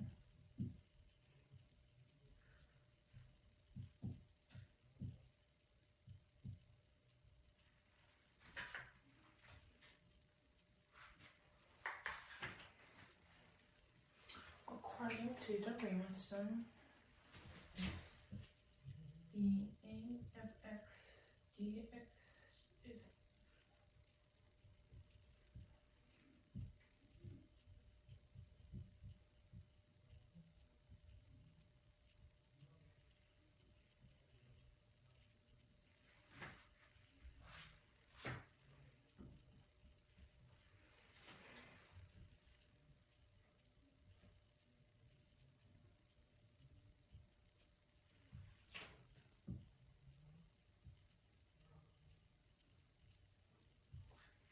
upward like this. And if it goes down, it means like ah.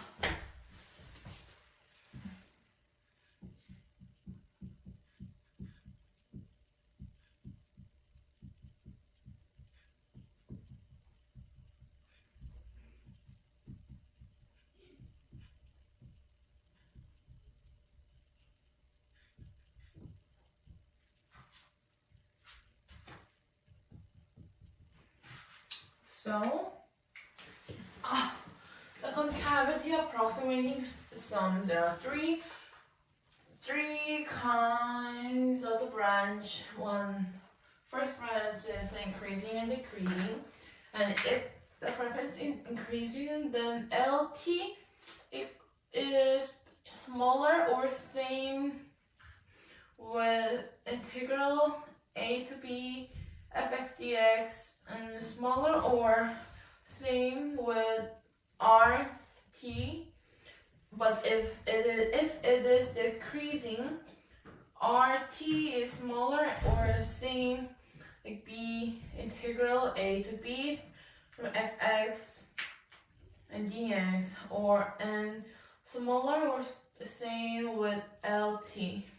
In concavity, the downward and upward, if downward is like this or upward is like this, like a two ways of this, and the last branch is that the picture,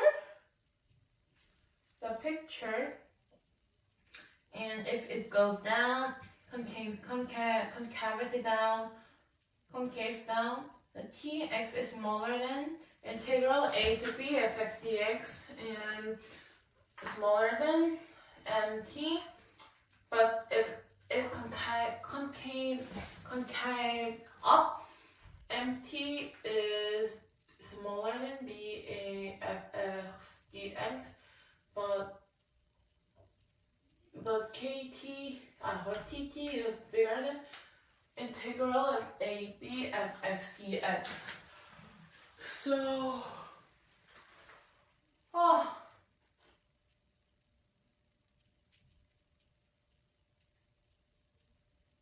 okay, finished.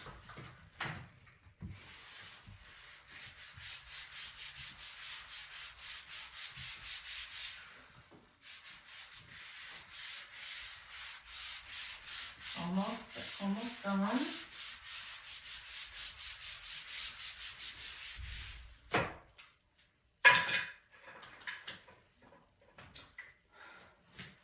No, interpreting ln x as the area. Ln x is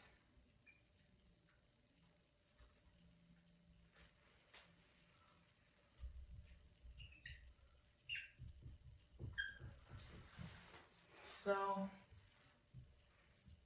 like this.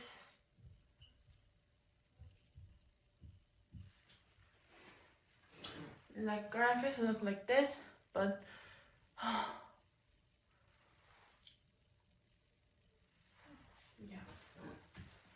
that is all. That's all. And average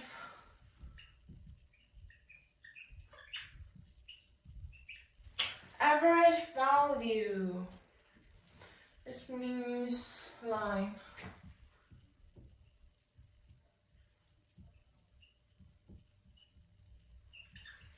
this one is the average of the value,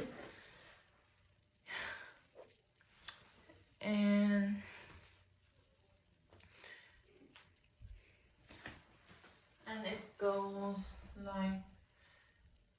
average of value multiply b minus a is b a fx dx.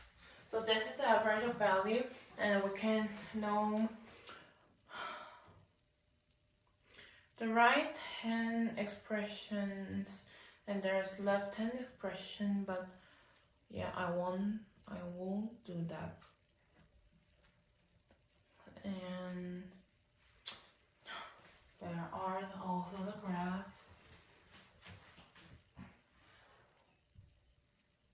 Like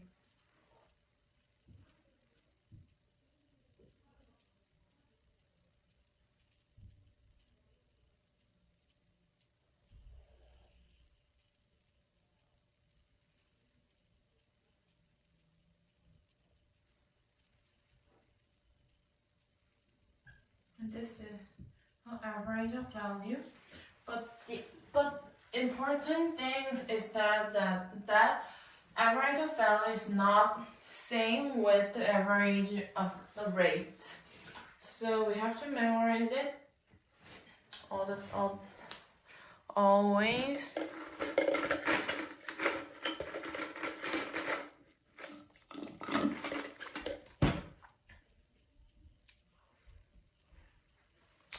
And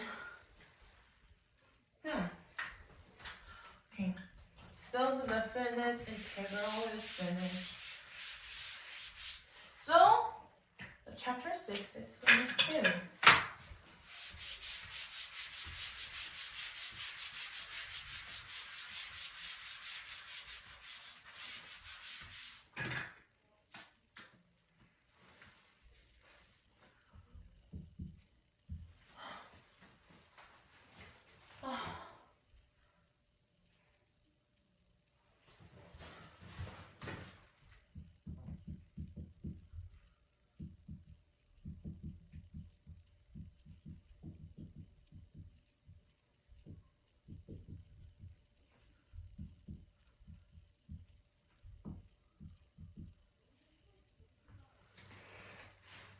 Application in of geometry. There are only two: area, volume.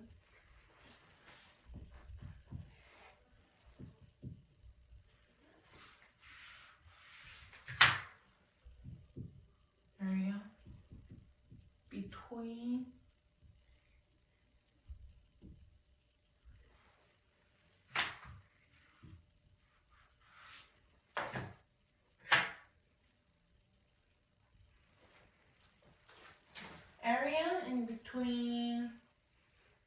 area between curves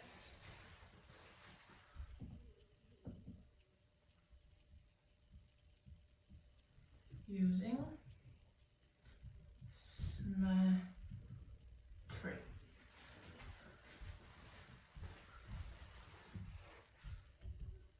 Solid with no cross section, solids of revolution. So area, to find area, first sketching. Number 2, draw. Number 3, solve. An area there has a graph. An area has a graph too, like definite integrals and other part and there's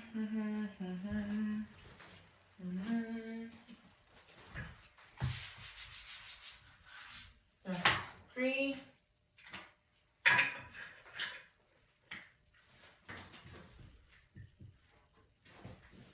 One is like I saw like this,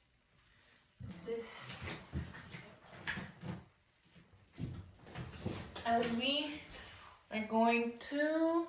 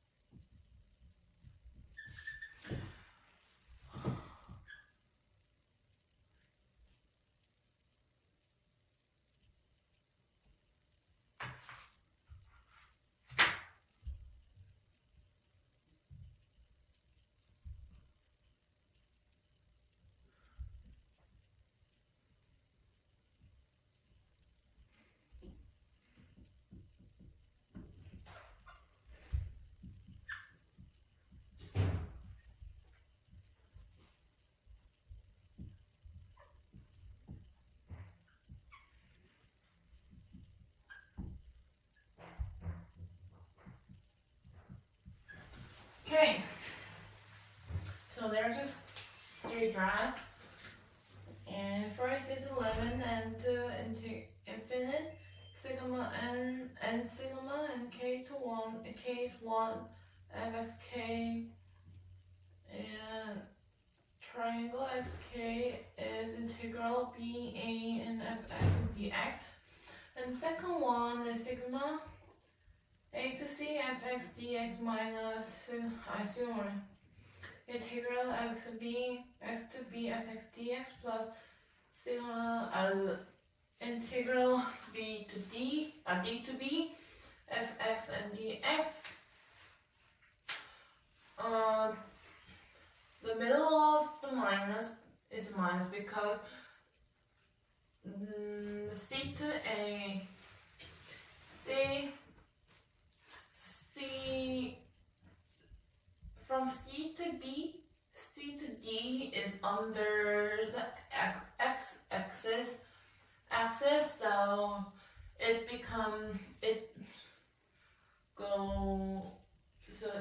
is negative charge, and the last one is 11 and 2 infinite and sigma k1 k1 gyk triangle yk is sigma integral a to b gy and dy.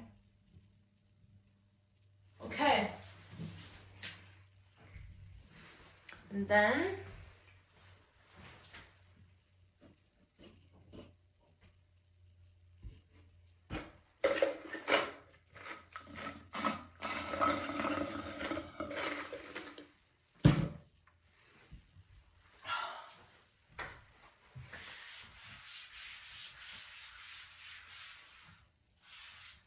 area between the curve is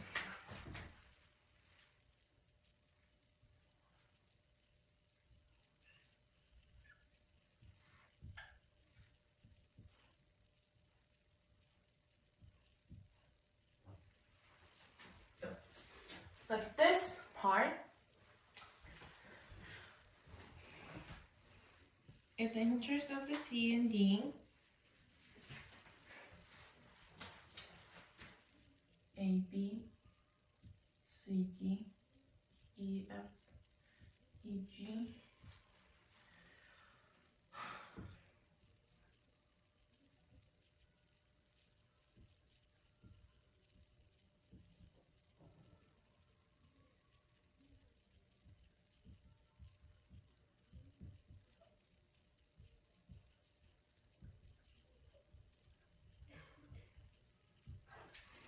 like this, and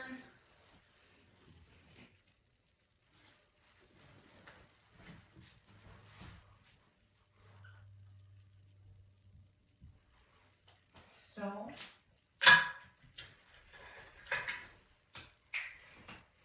this part is this line, like this. This line is this. So when you want to get the integral, then you can, and then like this part, you can get a separate part and multiply and plus them and add them all in the one. So this part is this and this part is this. Yeah. So you can get another value where we can curve like this and using symmetry.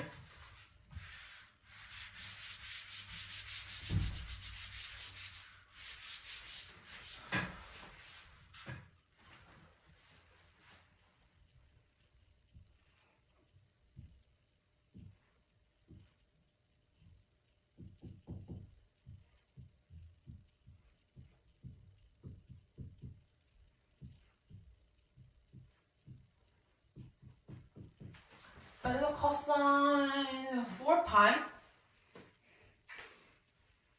and it is symmetric about the y-axis. So it is a twice, 2 times of one part. And this one is the parabola, and this one is symmetric about the x-axis. So when you want to get this area, you can get one area and multiply 2 times. After this part, this is a circle, and this is all the same part. So when you want to get all of the area of this circle, you can get the one part and multiply 4 times. The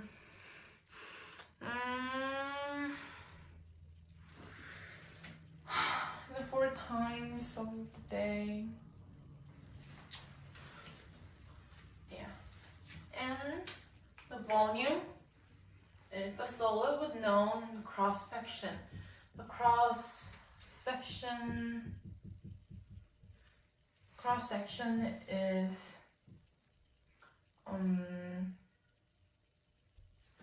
the cross section is like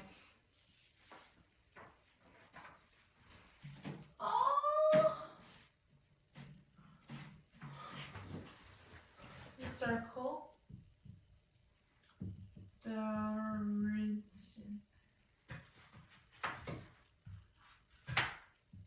region of the circle typically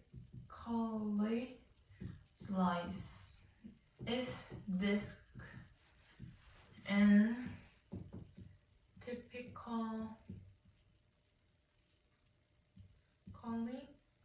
slice is washer.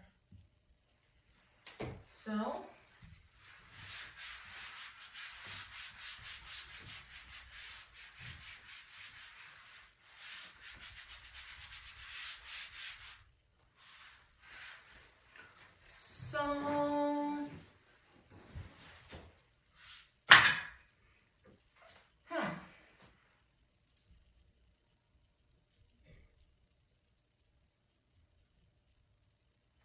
a solid with a revolution is about the disc and the washer. Disc, washer, and shells. Washer is a disc with a hole in it, and this I guess is simply like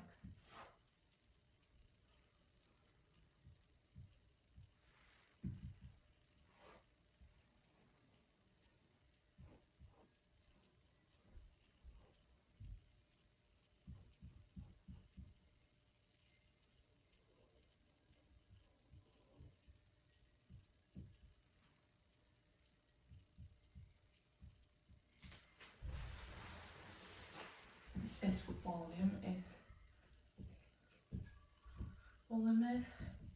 pi r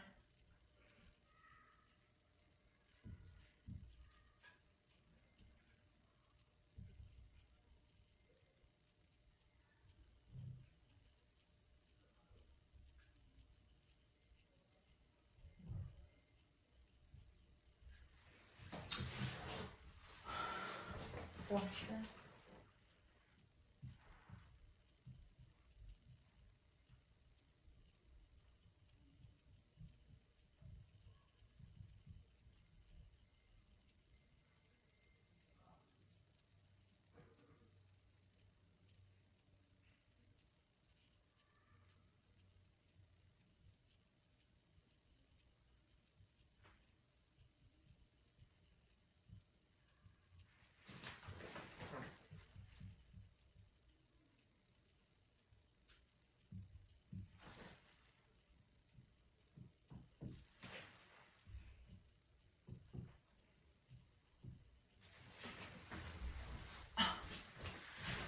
The triangle value is pi r x minus pi r. So like pi r minus r. But in the just the value.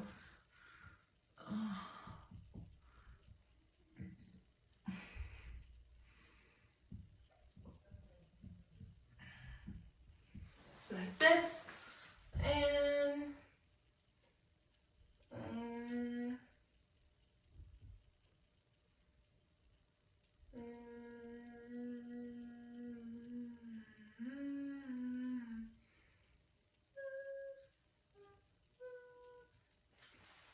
and the shells.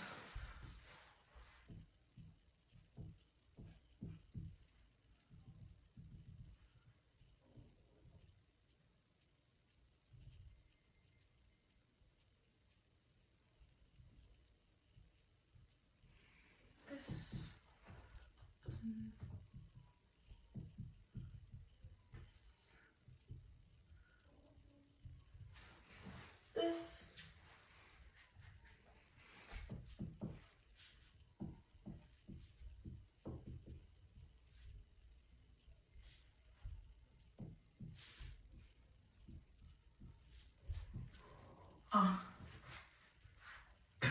just V.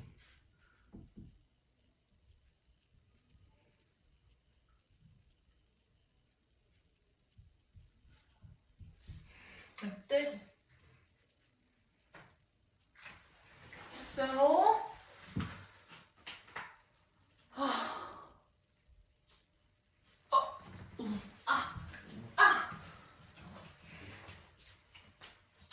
so the solid of the revolution is about the disc and the washer and the shells. First, the disc it approximates is symmetric about the x-axis, and it makes a hole and it makes a circle slice. The typical circle of slices, and it makes like this. So triangle V is pi r squared multiplies pi r squared and triangle x, and this B is pi integral a to b r squared dx. The next one is the washer. Next one is the washer.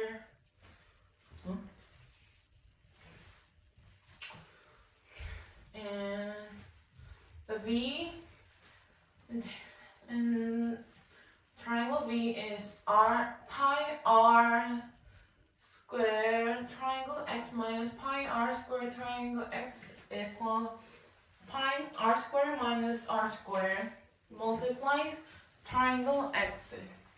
And the shells are like this, and the V triangle V is 2 pi r h triangle x, but V is just 2 pi integral x h v r h dx. So it is the end of the application of integration to geometry. So the chapter 7 is also finished.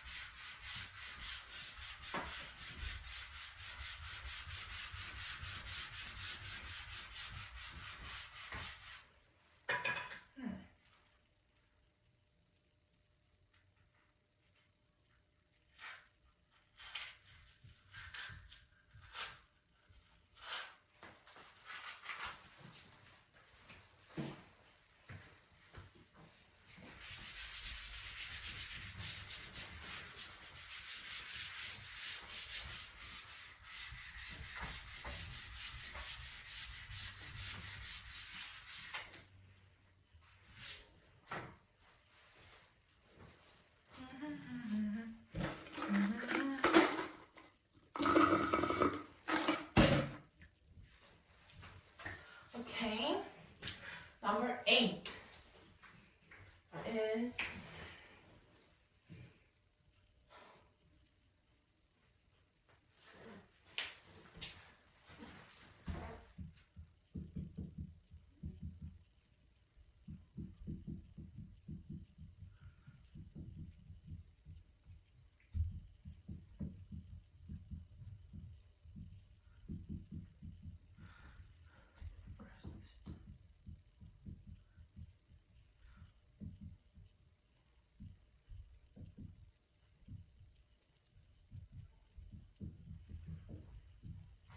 motion. First one is motion along a straight line, and the second one is other application.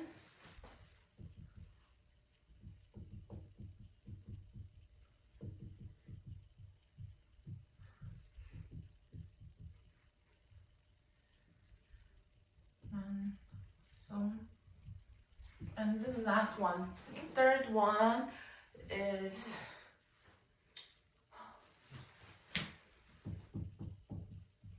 fundamental theory of calculus.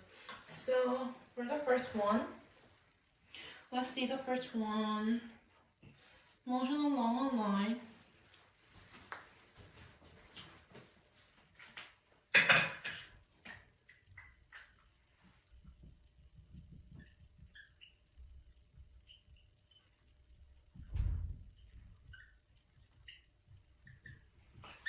There are velocity, accelerate, and the time, and distance, and displacement. So, in the velocity, accelerate, and the time, there's a function s vt. There's the v and t. V is the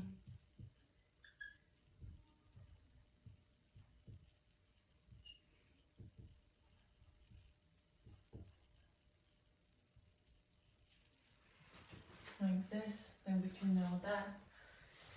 And the distance, it means like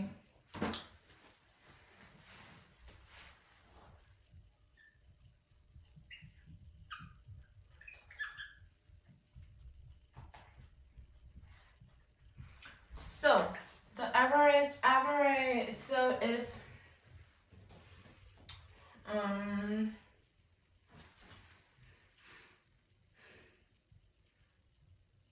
if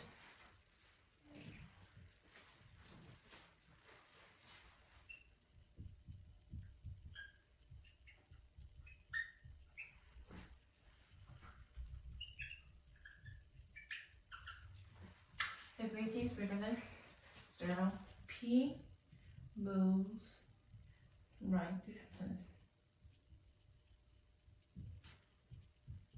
P moves left.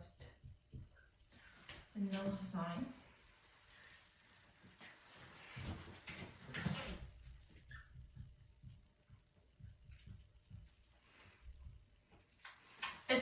It goes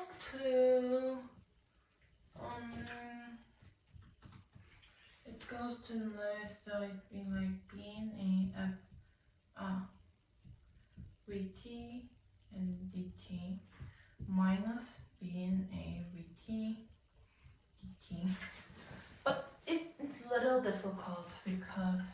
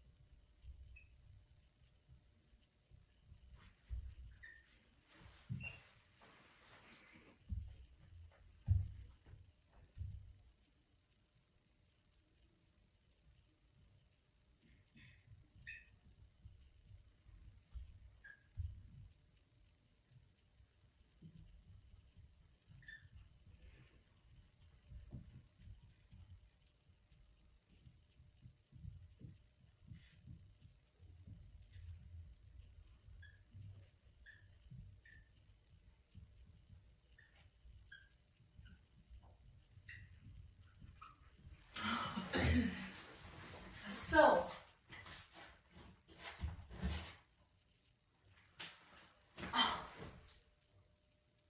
I'll just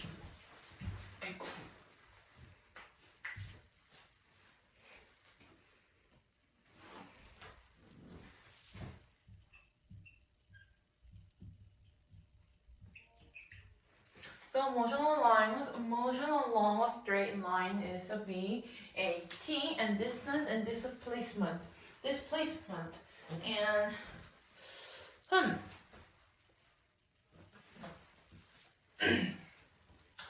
and V, a T,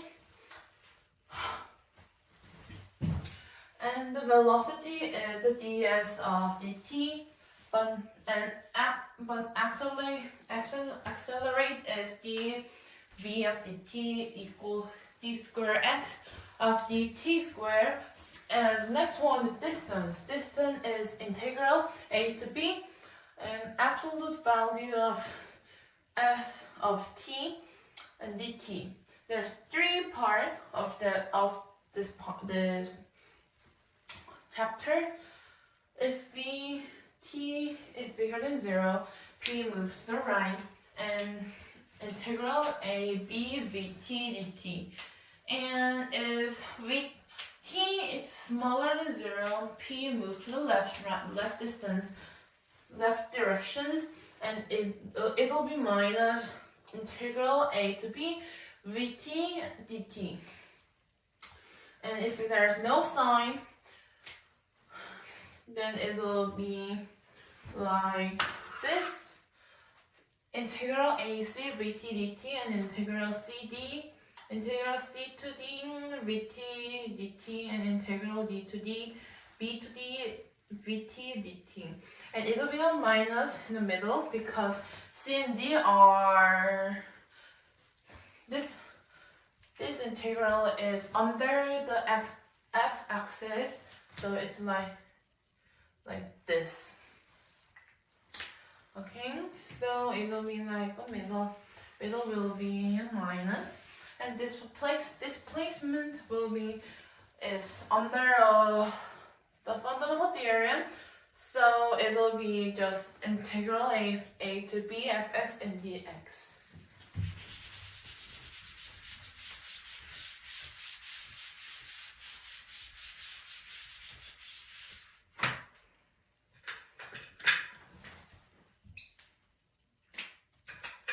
So other applications of Riemann sum, there are only 4. 1, 2, 3, 4. Number 1.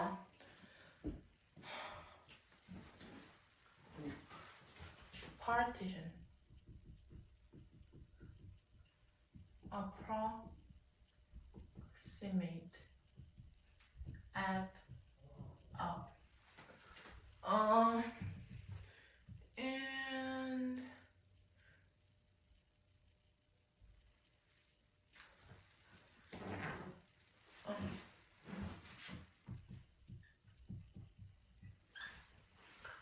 partition, approximate, add up, and replace. We only have to remember these 4 words to find the other application, to see the other application of the RIMA sum. So yeah, this is good.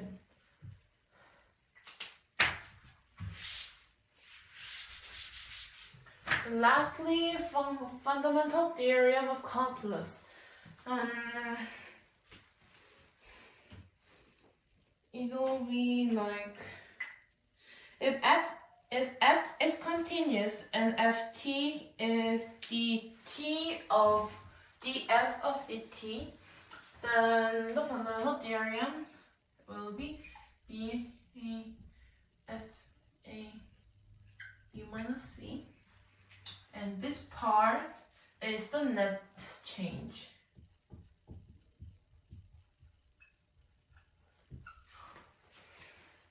Yeah, this is the net change of it, and so the chapter A is also finished. Oh, and lastly, this is the last chapter of AP Calculus and AB. So let's start again. And times. Oh. So, number 9.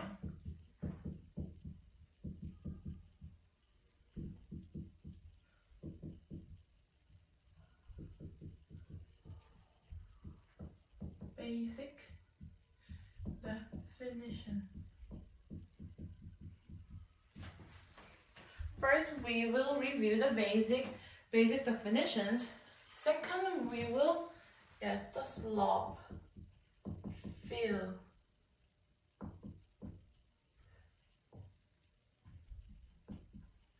And third, we get the sloping first.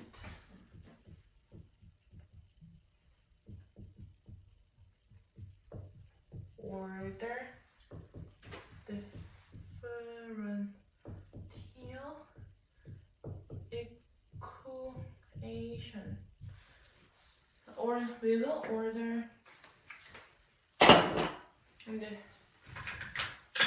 differentiation, and the last one is exponential growth and decay. So let's start with the basic definitions.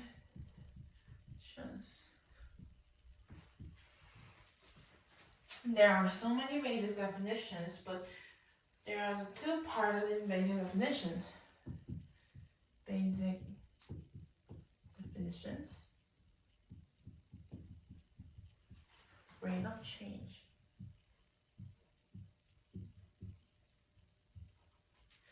In the basic definition, in the basic of the definition, there are 5 definitions, 5 words.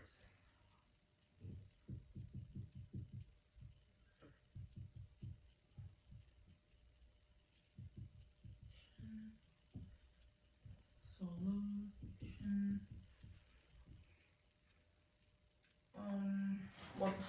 Solution and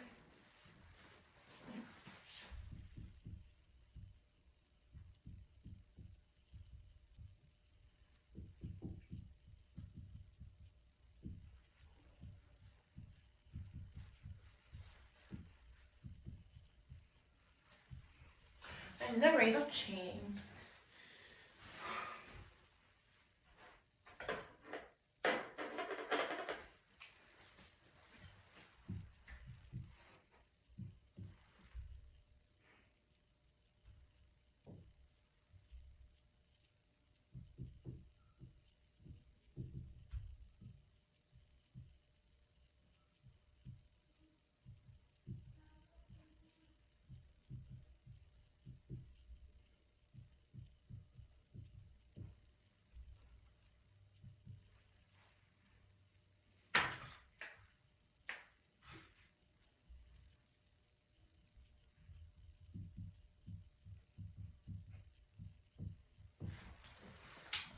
So, what is the differential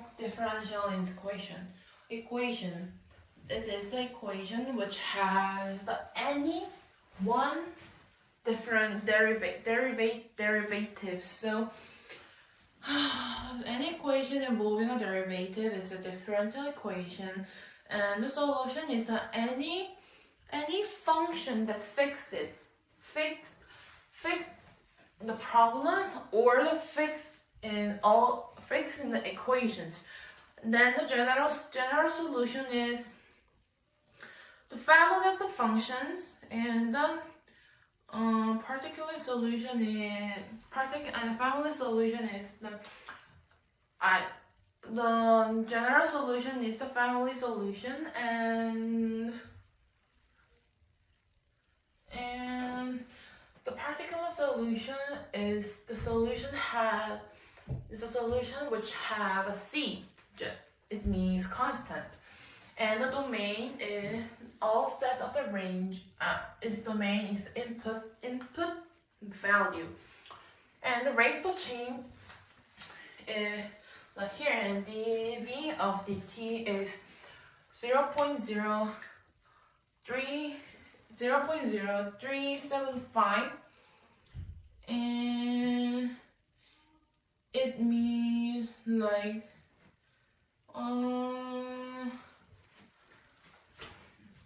growing 3.75%, and it means growing. It is not growing. It is decreasing minus 0.0275%, and it means it is the velocity.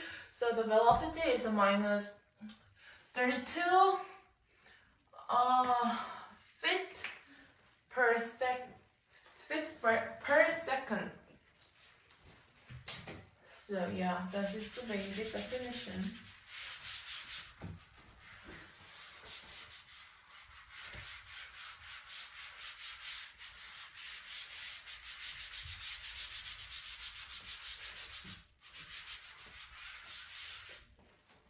Okay, the slope field.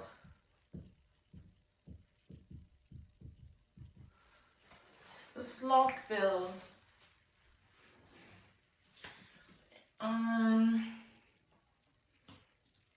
The slope field is very, very small part. So, and I can remember.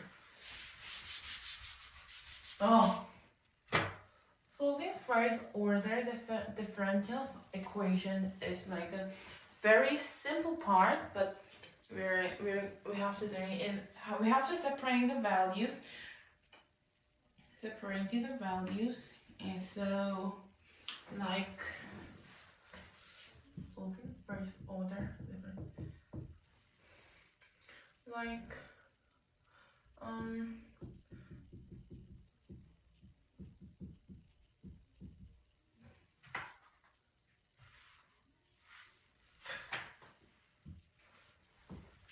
equation and the general solution. If differential equation and general solution, we can divide by the two in this part, and we are going to see the differential equation first. There are it has a lot of characteristic, but dy dx is fx and gx, and fx dx minus b agx gy dy. This is the difference in equation, like dy of dx is equal to gx of fx, and it means like integral a to b fx dx minus integral a to b gy and dy. And the general solution is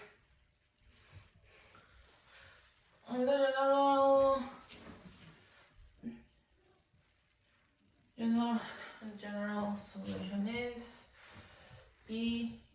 another b, another a, just fx dx minus gy dy equals c.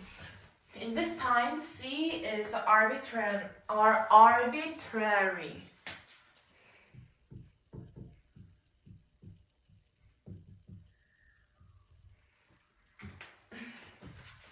Yeah.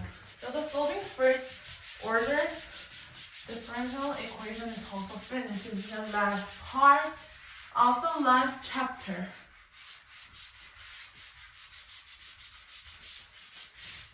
Oh.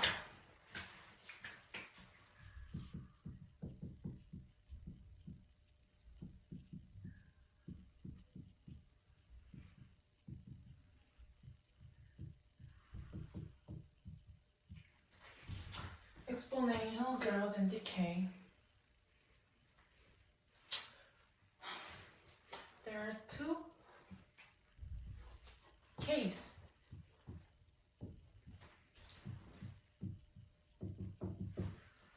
The first case is exponential growth. And the second case is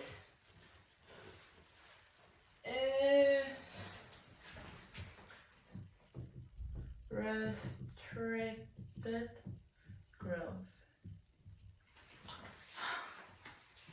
So in this part,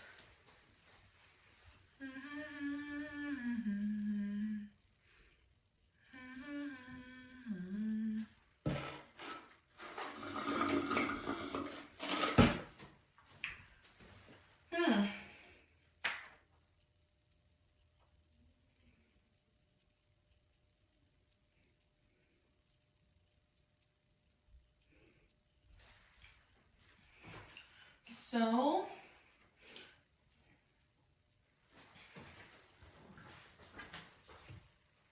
dy dt and how law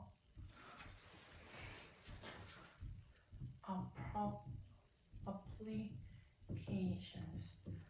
So in the first we will see the case one. In the case one, there has a dy of dt, and it is ky. And the half law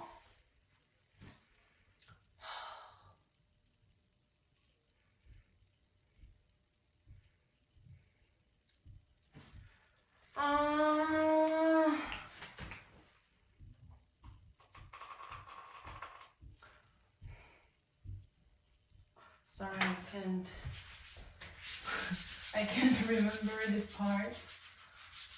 Yeah, maybe I should memorize again in this case one, and just I'll only do case two in this some part.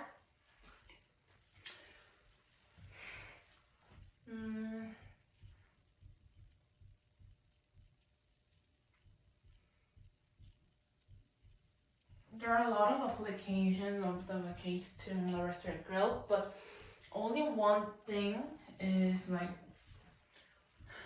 the Fahrenheit's moving. So 68 Fahrenheit into an oven of 400 Fahrenheit. It means it will be like RT is 400 minus 332E minus KT. So this is the restrict gradient applications. I'm sorry.